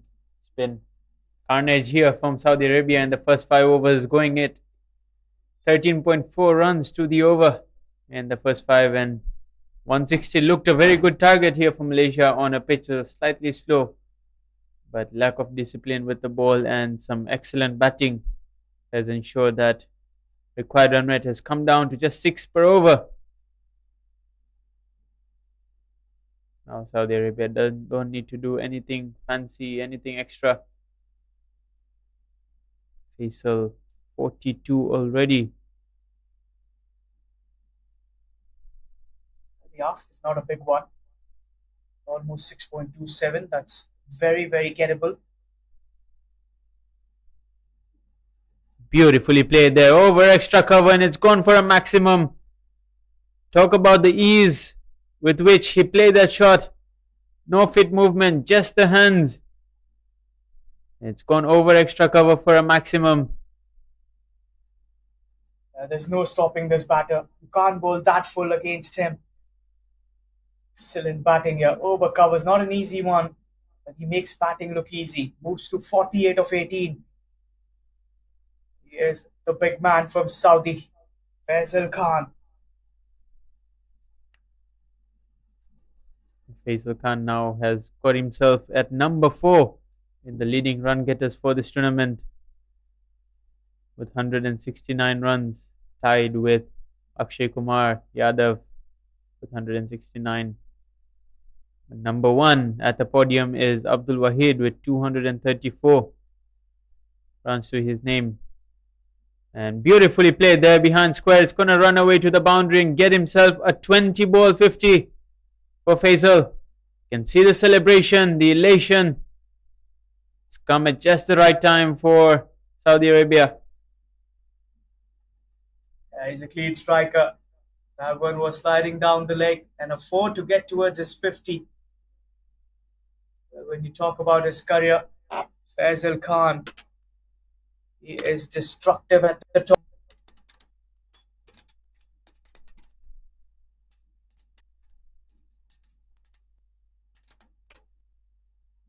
This time goes straight down the ground. No timing on that. Will just be a single. Striking at 260 is Faisal Khan.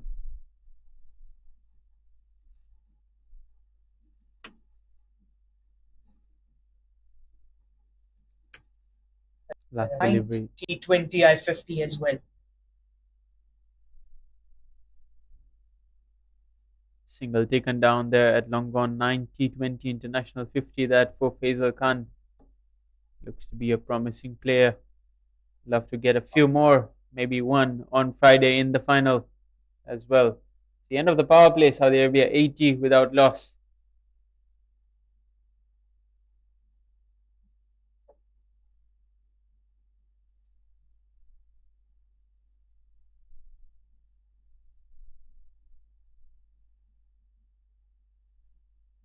There's the signal coming in from the umpire.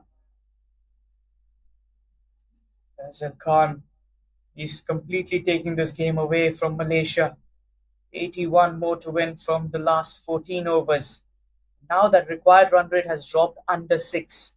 Aryan, this is complete T20 carnage. Seems like they seem to be in a hurry here to finish off this game and just go home and take a much needed rest before that final.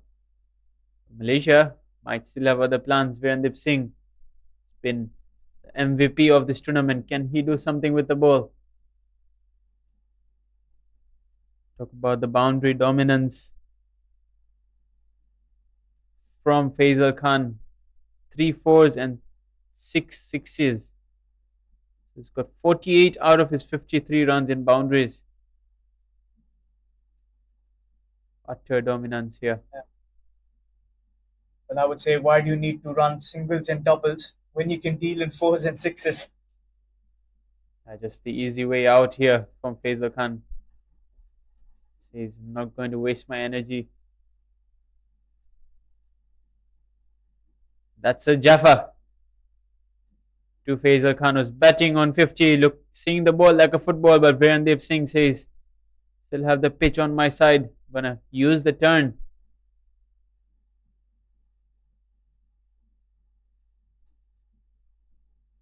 Once again, a leading edge there. Single taken. This is what I think Malaysia have missed out on. Someone who can turn the ball. Yes, the pitch is aiding the spinners. Azri Azhar there, the 12th man, the youngster, just in the outfield. So again, they can just milk Virendip Singh here, knowing that he is one of their main threats with the ball.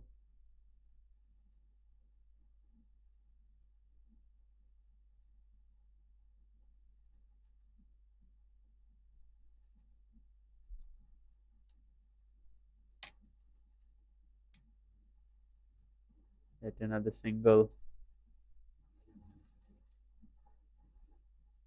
A good over from Viran here.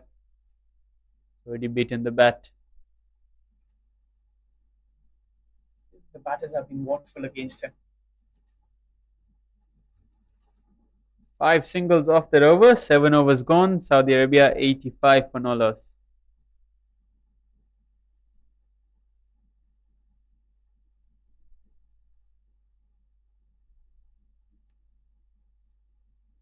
Look at that worm there, Aryan. New worm for Malaysia. Started off well, but then that wickets kept falling for them. They ended up at a very big total. It has been a skyline for Team Saudi. The skyscraper, just like their city. Yeah, indeed. Here, look at that. The contrast between the blue and the red worm shows you the difference between Klang and KL. Shot pulled away straight to the fielder. KL full of skyscrapers, just like the Saudi Arabian batting performance at the moment. Malaysia, we thought in the first innings, pulled up a competitive score of 160. But turns out may not be enough.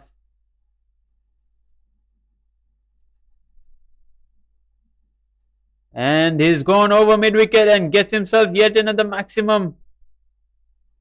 The best part about his innings so far has been he's just watched the ball and hit the ball as from where it comes from.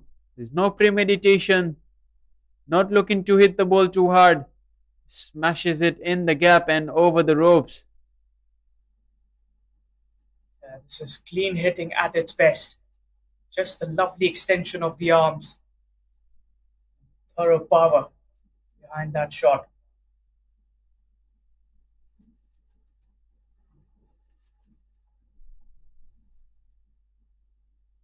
Sam just finds the man, that short third man. He's got the delicacy as well. He's not just looking to hit every ball out the ground.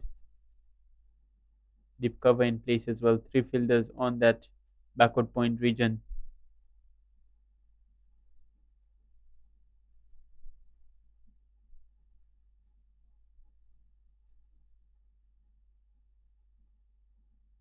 Single there. One more run added on.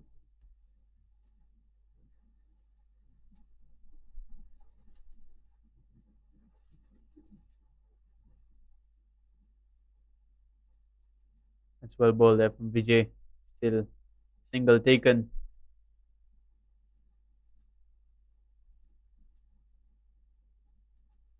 After getting that boundary, they're just looking to rotate the strike now. They know they've already got enough runs off the over. Vijay only 1.4 overs, 21 runs.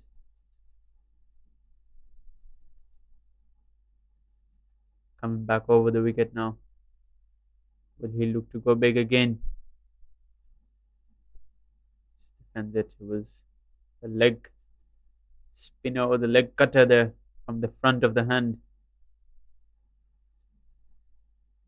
8 overs done. Saudi Arabia 94 for no loss. You can see Faisal there on his haunches. Despite only hitting maximums and boundaries, hasn't done a lot of running. Still the heat taking its toll.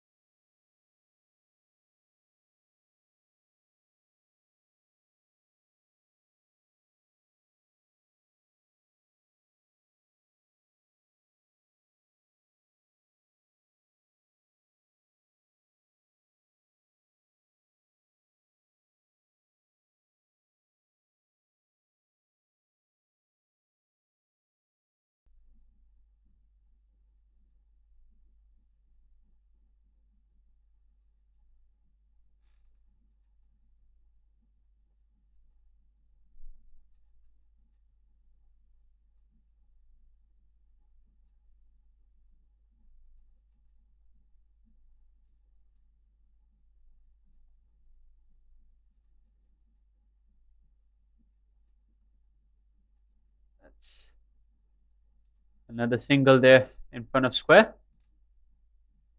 Virendip Singh has been miserly so far in his first over. Looking to contain them even further. Malaysia would like to drag this as long as they can just to give their bowlers a chance before the finals. An interesting change in the field here.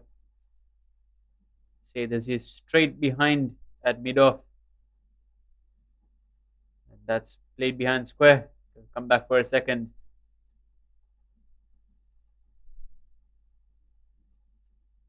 That a very straight hit inside the 30-yard circle, right behind the umpire. Understanding that Faisal looks to go straight more often than not. It's just there for the miss hit. Long off is very wide.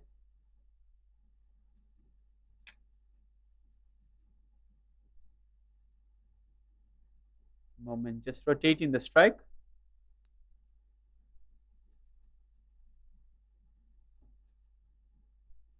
They've got to 98 in just 8.3 overs. Again, less than run a ball to win. That's been the kind of run chase, but you can see that Faisal are in the best of shapes.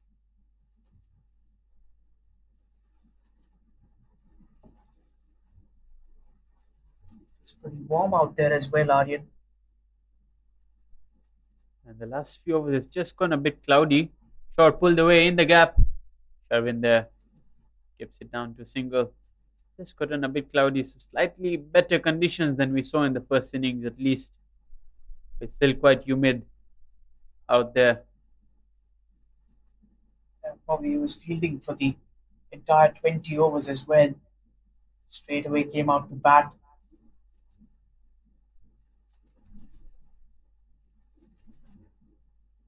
Yeah, indeed, that definitely takes a toll. Fielding for 20 overs. He had quite a bit of work to do in those 20 overs as well. That's another good over there from Viran, just the 6 runs of it. And that brings up the 100 for Saudi Arabia, 100 for no loss in just 9 overs.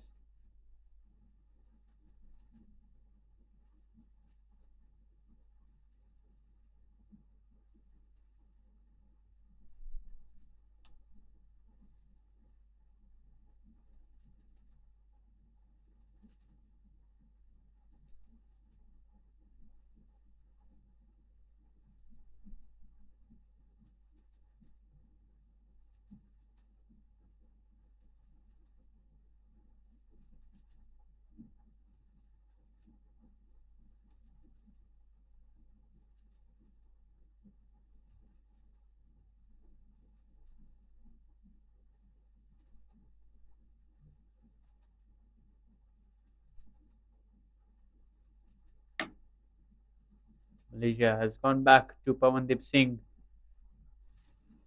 one of their main bowlers. It's going to come left arm over, or maybe now changing his plan again, coming left arm around to Faisal. We've seen him do that on multiple occasions in the past. Keeps changing his angle from over the wicket to around the wicket, not letting the batter settle. This time is gone. It should be a wicket there. It's a good catch taken down there by Virendip Singh. I was nowhere in control of that shot. Big heave. Only to find the long on fielder Virendeep Singh. The brother with the ball. The other one with the catch. Wicket number 1.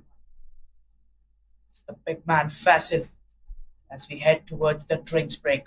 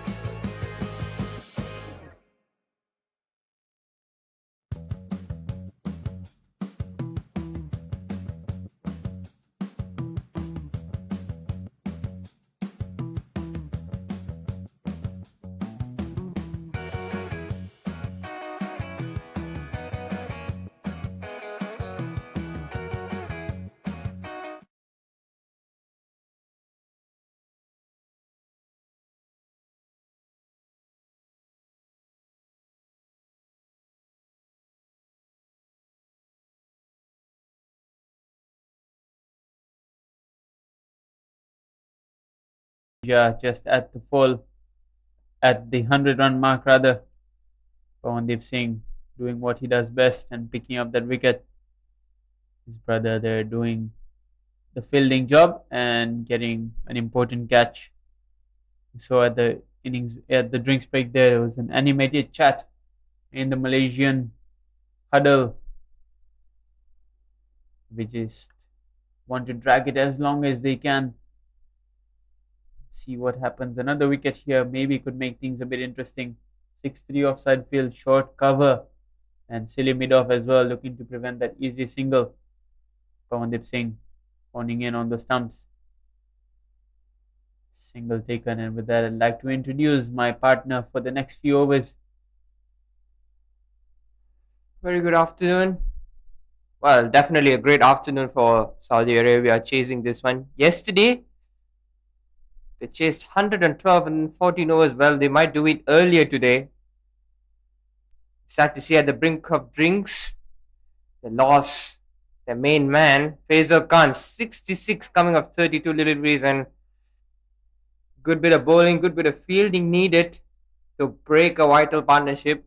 The first ever 100-run partnership in the opening stance. Really great work. And new man is Sheikh Faizan Tahir. So it's Abdul Wahid, the well-settled batter, having a lot of responsibilities on his shoulder now.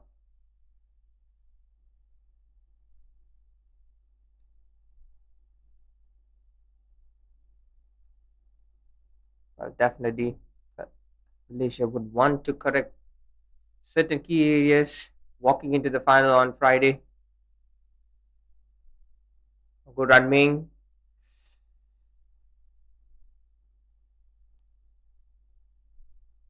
Yeah, it's been a good comeback, and for Pawandeep in his third over after conceding 26 in his first two, bowling in the power play.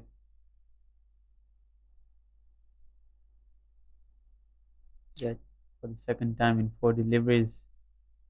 It's been a problem with the shoelace for the batters.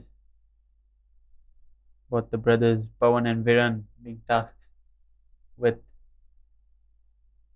retying the shoelace for the Saudi batters. Last delivery of the 10th. Cut away in the gap. Can they come back for a second? Azri Azhar there. Cannot prevent it. The batter in the process loses his gloves as well, but ends up completing the runs. 106 for 1 after 10.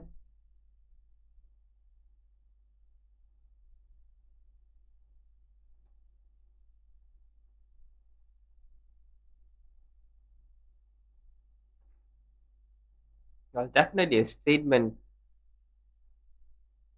innings or a statement sort of way that Saudi Arabia have dealt so far, saying that we can bat at any point of the match, whether you guys have sent us to bat early or to bat at the second inning, no problem.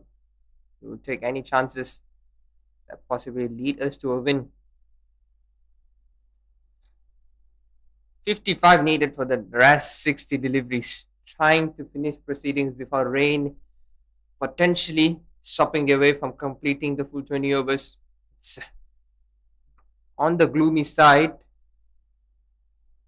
but they've played at least 5 and they've gone 10, and with the net run rate suggesting, even though rain interrupts, a win is definitely right on the cards, and goes for the scoop behind square. It's a fast outfield in that region, and he fetches the fence. Innovation at its best, and no better player than Abdul Wahid to do it. Yeah, it was a good shot there. Virandeep Singh bowling a tight line in length with a 6-3 offside field as well. Big gaps on that leg side. And he ensures that he finds one. Gets himself a boundary.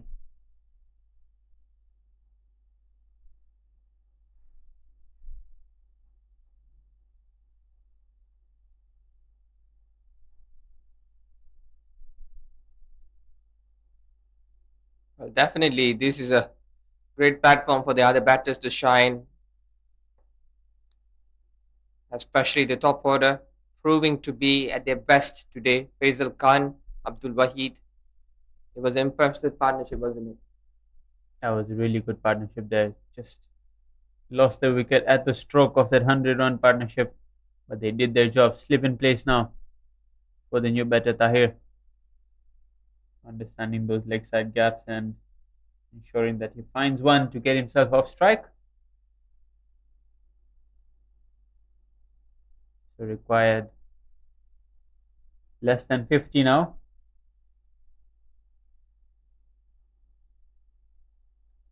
Malaysia doing all they can, setting unorthodox fields. But at the moment, Saudi batters seemed unfazed. Well, that's what sheer confidence and clarity in the planning does, and execution has been really well. Just put away the loose deliveries early on, just relieving the pressure. Again, going in front of the square, just a single.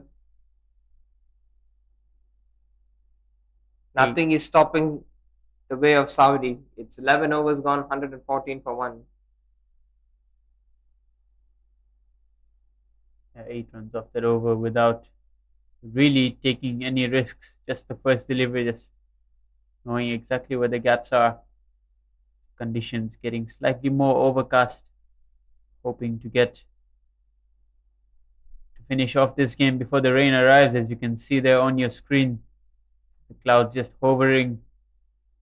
We're hoping that we can finish off this game and also have the second game as well, which is coming your way at 2 p.m. Malaysian time between Thailand and Singapore. Remember that these two sides will face off tomorrow in the third place, or on Friday for the third place. And Malaysia and Saudi Arabia will face off again on Friday as well for the finals of this quadrangular series 2025. As you rightly mentioned, even though the rain comes their way, they are way ahead. The DL power score 76 needed. They were 114 for just the loss of 1 wicket. At this point, even the rain interrupts, the game is well within their grasp.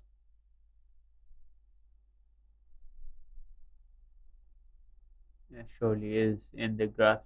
The wind seems to be picking up slightly as well.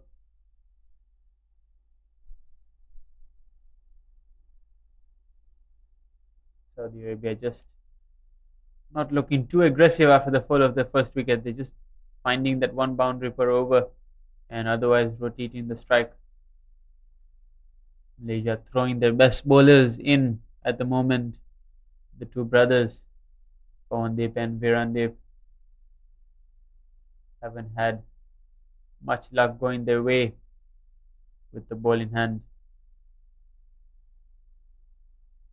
Moment Malaysia maybe need to change something.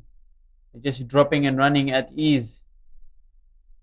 Sayyid is now just coming closer at that extra cover region as we see the first few drops of a light drizzle. Yeah, speaking of the field placement as well, I think that's what maybe he wants, or maybe not that. Maybe once the fielders just come inside, just teasing the fielders, then maybe go over them, play the minds of the bowlers and the captain as well. They know that they are commanding this game.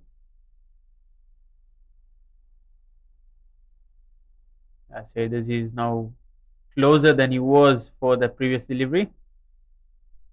And it's been taken. So that trap on the offside field has worked, and Shahid Ramli takes a sharp catch there. Was hit hard off the outer half of the bat.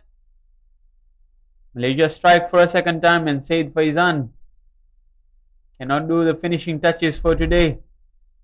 Pawandip strikes off his last ball of his spell. Well, the plan was pretty clear, just trying to entice the fielder to come inside the circle and maybe go over them. Well, only could find the bottom edge, feeds it straight to Shahid Ramli, takes a simple catch. He was hit hard, but had to hang on to it. Asking grade is pretty low. DL power score well above it with the current score it is. So it's 118 for 2. Great finish by Pavandip Singh. 2 wickets, 36 runs in his 4 overs.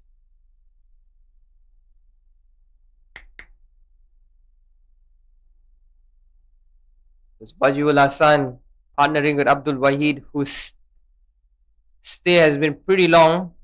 12 overs he's hung in there. 41 of 32. Playing second fiddle to Faisal Khan nonetheless. But it was just 1 run short for being joint top scorer for today's match. Leveling with Said Aziz, scoring 67 in his first innings. Well, the only batter that really looked confident and was able to put away those boundaries. Well, going down the order, there were a couple of cameos, but it wasn't enough to put a commanding target. Usually, 160 to 170 is a target that definitely feels above par, but not on this occasion, as the Saudi batters just completely relished the bowling attack of Malaysia during the power play and after the power play, right up until the brink of drinks when a wicket fall at the stroke of a 100-run partnership. Abdul Wahid, on the other hand, has been rock solid, been amongst the leading run scorers, and he'll hope to just remain not out and finish this game off for his side. He's joined by his captain, Wajul Hassan. Yeah, Abdul Wahid being the top scorer, current top scorer, 254 runs.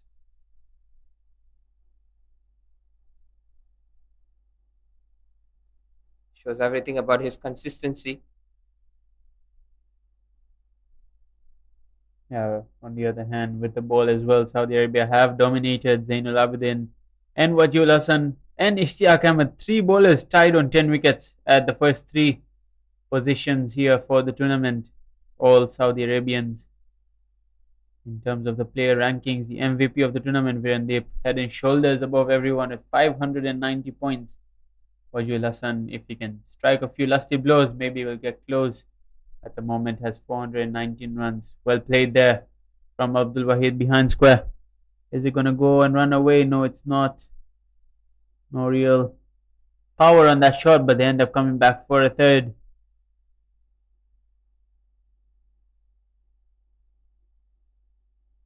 Well, True on the other hand maybe could have suggested a different scenario, but they will definitely settle for 3. Good running in between the wickets. That's what you want from the batters. Not just relying on the big hits, but to be quick in between. They've done exactly that. Generally, Saudi has ticked all boxes. Maybe rusty in the fielding earlier on, but those struggles will be forgotten with the way that they've compensated with the bat. Yeah, indeed. They were a bit rusty in the field, and that meant that Wajul Hassan could not get his 11th wicket as well, be the leading wicket taker. But they wouldn't mind that as long as they're winning. It's a competition within their own team at the moment as to who becomes the best bowler of the tournament. Still have an innings left in the final. For Abdul Wahid, finally they got a short fine leg to prevent him from playing that sweep or the scoop.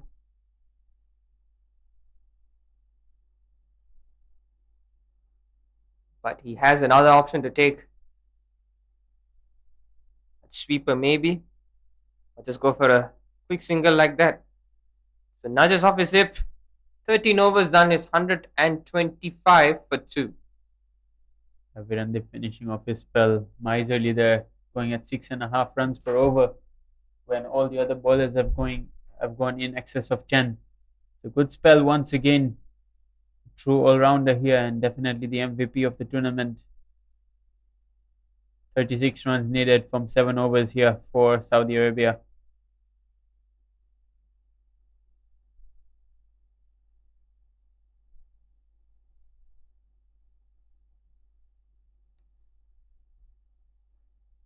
Well, an interesting bowling change here. It's Sharvin Muniandi who will be bowling the next over.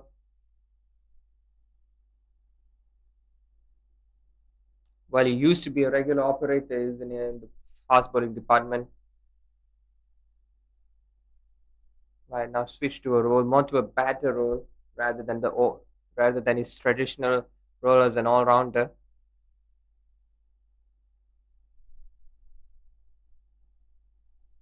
Shavin Munyandi bowls some medium pace there. Very smart operator. Bowling to a wide Yorker field, you would feel, because he's got a deep point, deep extra cover, long off on the boundary, and deep mid wicket and long on as well. A deep extra cover just moving a lot straighter to deep cover. So just he will be full.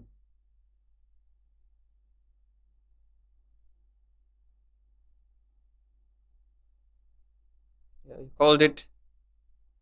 Straight away ekes an inside edge there. Almost dragged back onto his stumps. We had 3 away from a half century here.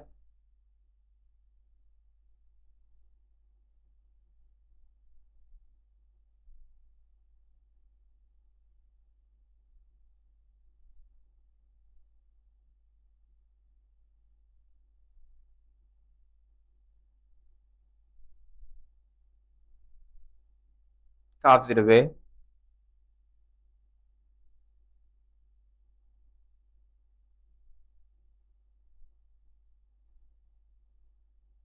Yeah, Waji just want to ensure that he remains not out here and just finishes things off both his batters. No chance. Don't give a chance to any other batters. Just want to finish it off yourself. Driven down the ground. Yeah, they're just 33 away from a win that could finally put a full stop to Malaysia's unbeaten streak. And a redemption arc for from the first encounter, winning with the delivery left. It looks like I want to finish this off in a commanding way. It will be a good shift in momentums, one being shattered and the other being fated. Go slow this time.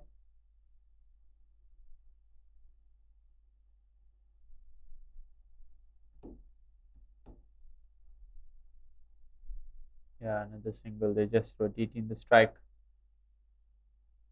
Say this is his 100th T20 international. Not gone according to plan from his side's perspective. But with the bat, he was absolutely electrifying. Didn't have the best of day with the ball either, but be happy with his personal performance going into the finals. But as you always mentioned, it's not about the personal performance that he wants. He wants team collectively to click, and they've not done well in terms of the bowling. Well, defending 160 was not the hardest of tasks, but and early on leakage in the runs has led them maybe in a situation where they are losing their unbeaten streak. But another opportunity.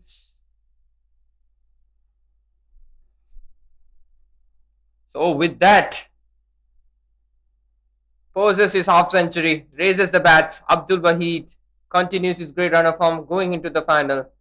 14 overs completed, 131 for 2.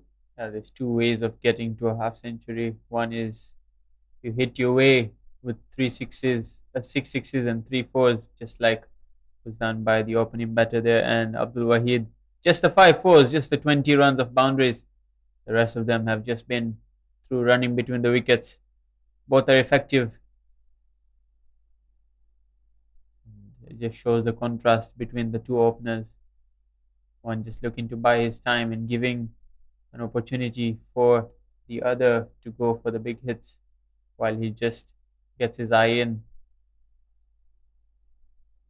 30 runs needed from the remaining 6 overs, and it's going to be Wafiq Irfan.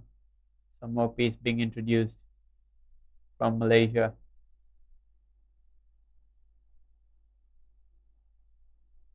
It's good proactive captaincy from Saeed Aziz there. Last few overs of spin weren't really going according to plan. We're just milking it with ease. So he decides, I'm going to bring back my pace bowlers and see what happens. We've seen funnier things happen in cricket. 30 runs from 6 overs with 8 wickets in hand. Definitely you're back in the batting side, but never know, things could go south in the span of a few overs. Rain seems to be just be coming down a bit heavier now. Still nothing alarming. I understand where you're coming from.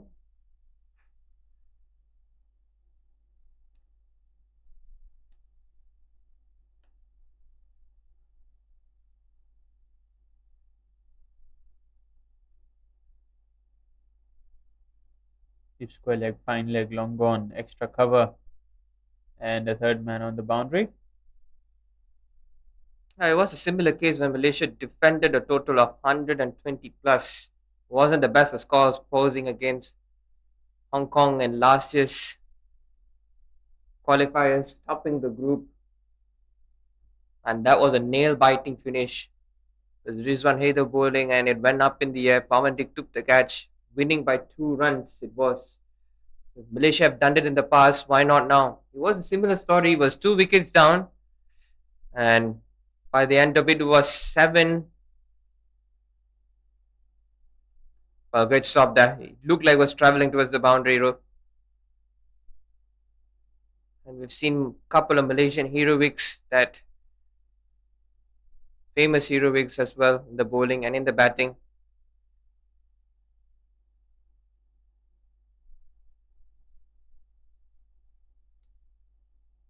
I think this sets us up for a very interesting final here. Malaysia winning the first game between these two sides. Saudi Arabia storming back, being very, very dominant in this game so far. So all to play for in the final.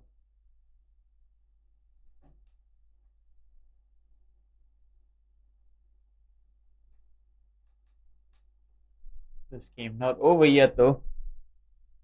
Last few overs have been quiet.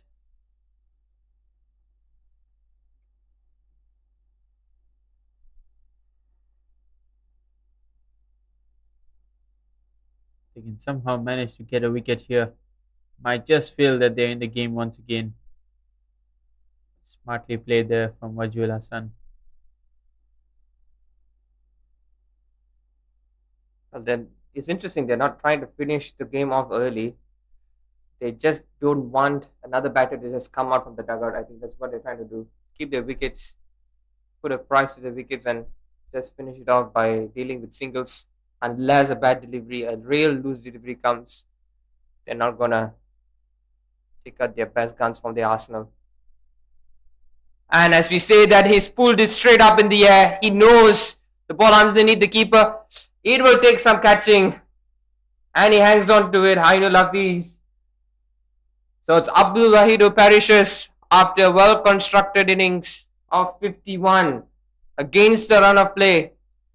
And bringing in the fast bowler was a game changer from the skipper. Good bit of captaincy. Yeah, it was a good delivery there. Short ball. Maybe the batter just expecting it to bounce a bit lesser than it actually did. Got some extra bounce, and Abdul Wahid, after playing very, very well, got himself a half century, but then departed. And that is a very good catch there from Ainul Hafiz behind the stumps. Was swirling in the wind. Initially, he misjudged it, but got it well, and might just be the wicket that Malaysia needed just to lift their spirits and fight all the way till the end. Ainul Hafiz taking an excellent catch there.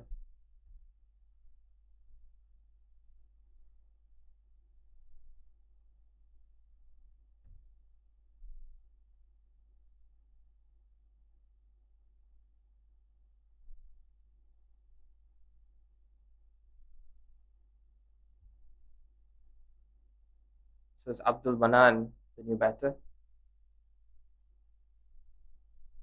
Yeah, interesting field change as well. Said Aziz brings himself at slip. The deep square leg also comes into a short square leg. Looking to put the pressure on the batter here. That fielder at backward point, and the extra cover fielder also closer to the bat, and beautifully driven there. Bowls a half volley. And he's gone through extra cover. Come back for a second. 5 runs and a wicket off that over. 15 overs done. Saudi Arabia 136 for 3.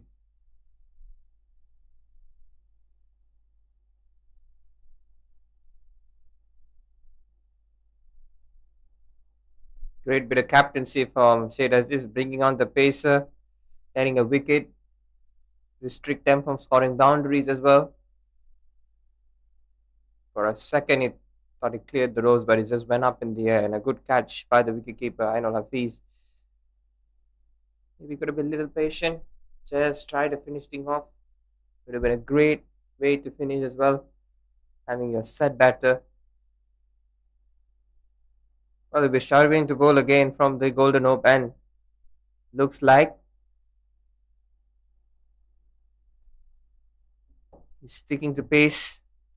And you see a few drops, slight drizzle here across the BAYUEMAS oval.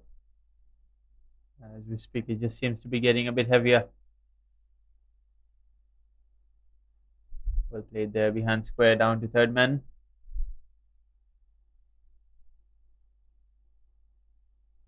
Yeah, as far as Saudi Arabia is concerned, maybe this rain will help them get a win, as they're well above BL pass score, and they don't want to put themselves in a sinkhole where they feel that pressure might get to them. Obviously, from the Malaysian point of view, you wouldn't want that to happen.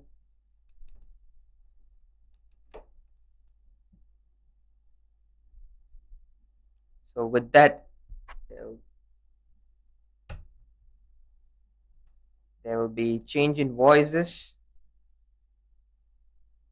as Harman steps in the comment in the voices as well. Good afternoon, Harman. Very good afternoon, Dinesh.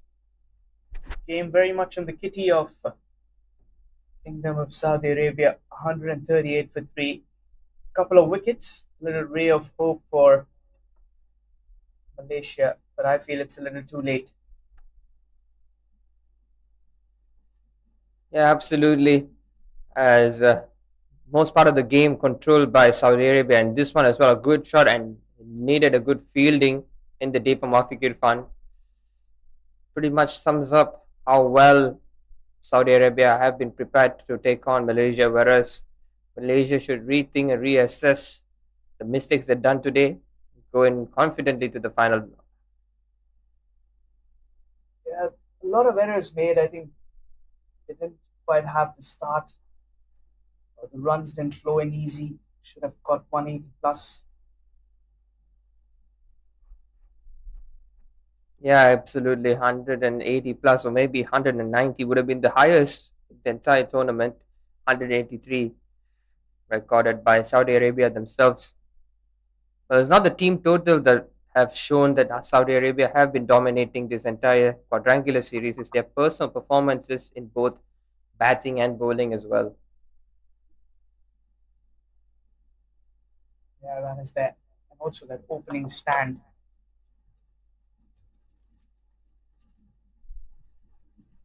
There'll be a couple.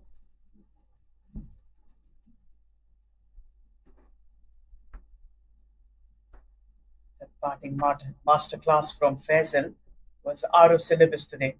The way he was striking the ball.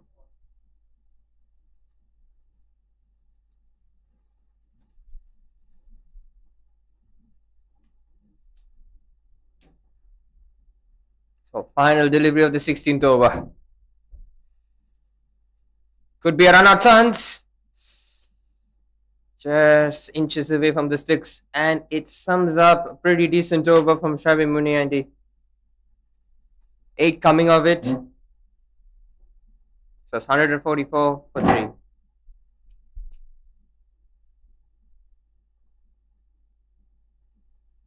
The rain pouring down, nice and a little heavier. Rain, go away. Just the 17 of 4 overs. You see the clouds covering. The start of the second innings, it was nice and clear. Yep, that's Malaysian weather for you. It swings like a pendulum. It will be at both extremes. You can't predict the weather, even though you have expertise, knowledge in weather forecast. You just can't seem to stick to one weather. That's how Malaysian weather works for you. Well, as far as Thailand and Singapore are concerned, the rain. It's pretty much job done for Saudi Arabia. Just have to go through this final 4 overs. That's 17 needed from him. Yeah, subtract that, make it 16 now with that single coming in. 4 boundaries, that's all they need. Or a 6, 2 sixes and a 4 will also do the job.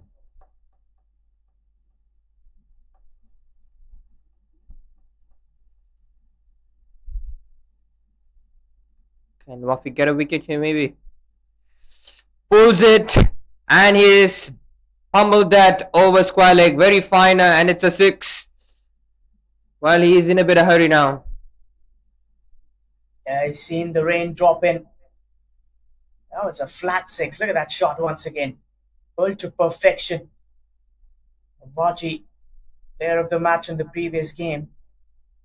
And continues the good touch. Just 10 runs away from victory now. Those remaining 3.4 overs. Comfortable cakewalk of a chase this has been for the men in green.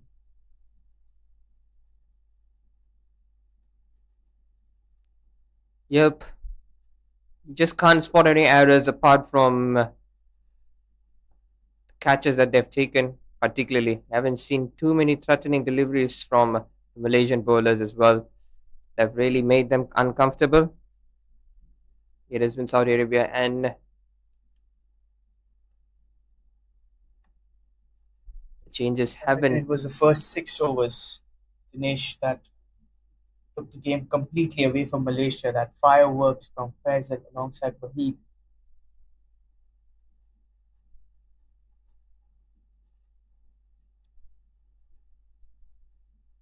Yes, I think that partnership was crucial for how Saudi Arabia is standing tall right now, and Malaysia had to do a lot of hard work to break the deadlock, which they couldn't up until the 10th over, or maybe during the 100-run partnership is when they were able to prize a wicket. Slightly on the lackluster side. This time again, similar region, and it went in like a flash. Couple of bounces. 6 away from finishing proceedings.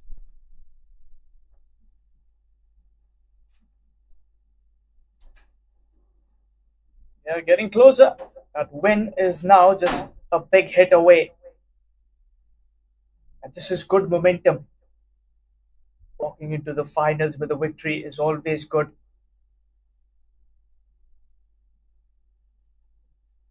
Well, it's not just any victory, it's a victory against an unbeaten side. They know how important, how valuable this win gives them. Not only that momentum shift, also a redemption arc after falling short in the very first encounter. Well, there's a volley from the skipper. Shirazi is saying that keep it tight, don't let them win easy. That's much better. And will be an overthrow.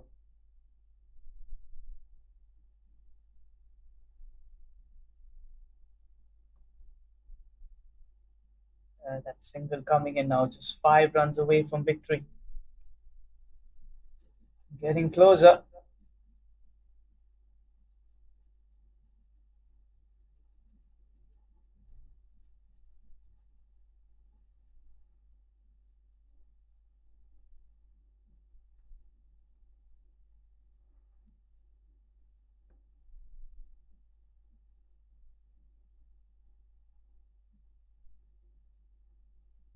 And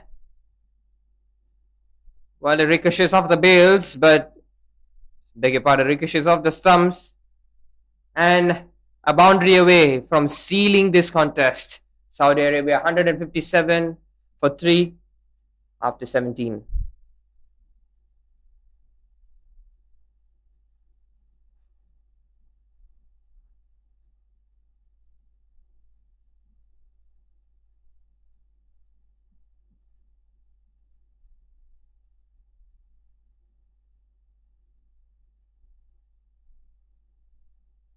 Just the boundary away.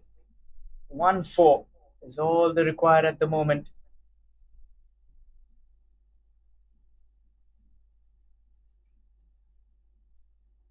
For a performance. First with the ball, then with the bat.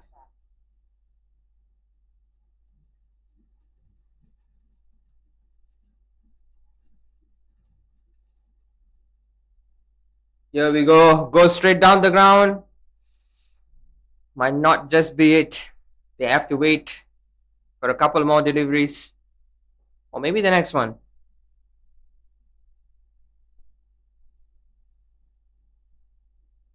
And it's not game over yet. Excitement in the com box as well by Dinesh.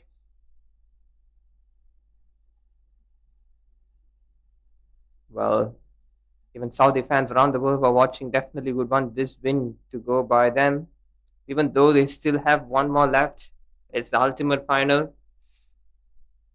Well, this is a priceless experience for both the sides.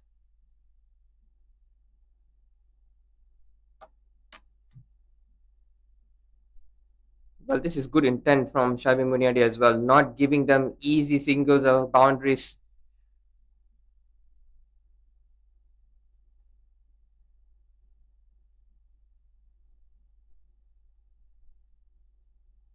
Probably discussion there between the senior members of the team.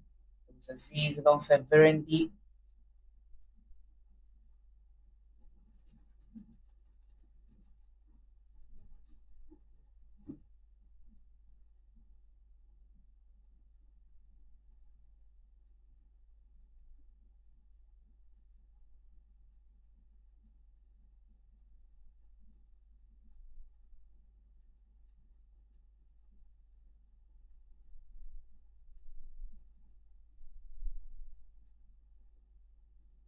Guides it.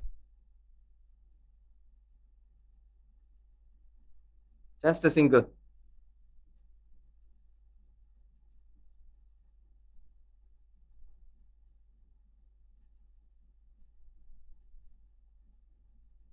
Another couple of runs. That should be the game as well.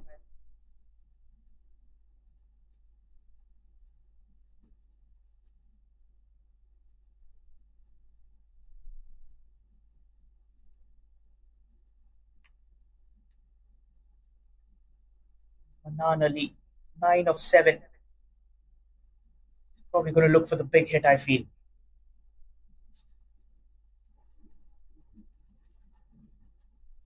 Yep, goes over the infield. A big gap. They should be coming for the second. And that is job done for Saudi Arabia. Get a famous win, ending Malaysia's unbeaten streak. The win by 7 wickets here at the BAYUEMAS Oval. Look at that. The celebration comes praising the Lord. And it is Saudi Arabia winning by 7 wickets. Congratulations. A good momentum going into the finals on Friday. Well, great job for Malaysia, who are hung in around there for quite some time after a tremendous start in the batting. Well, Saudi finishes off in style with 11 deliveries left in the contest. Well, this is how the match summed up. Started off brilliantly with Shahid Aziz on his 100th T20 international, scoring 67 of 49, but definitely wanted some assistance from the others. Hasn't been the great of outings. Virendip chipping with 21 and Aslam Khan 18, just couldn't further continue his innings. On the other hand, Ishtiaq continues his great bowling prowess. 3 for 33. Zain Ul Hassan 1 for 14 in his only over, and Waji Ul Hassan as well. And 1 for 33. And Saudi Arabia went all gun blazing with the opening pair. Faisal Khan being the best of the batters, 66 of 32, and Abdul Wahid playing a second fiddle role to Faisal, with Wajiullah finishing things off. And Pawandeep, the only man who's sort of giving resistance and breaking the deadlock. Apart from that, hasn't been a great bowling outing as well for the Malaysian side. Definitely a lot of lessons and a lot of corrections having to be made stepping into the final for the host nation. But with tall heads like champions. Maybe it is today Saudi Arabia walking happily into the final. Don't just go away. We will be shortly commencing the post-match presentation, which will be in a while. Thank you very much for staying tuned till the end of the first match of day 6 here. And we'll be continuing today's match for Thailand against Singapore at 2. Thank you very much.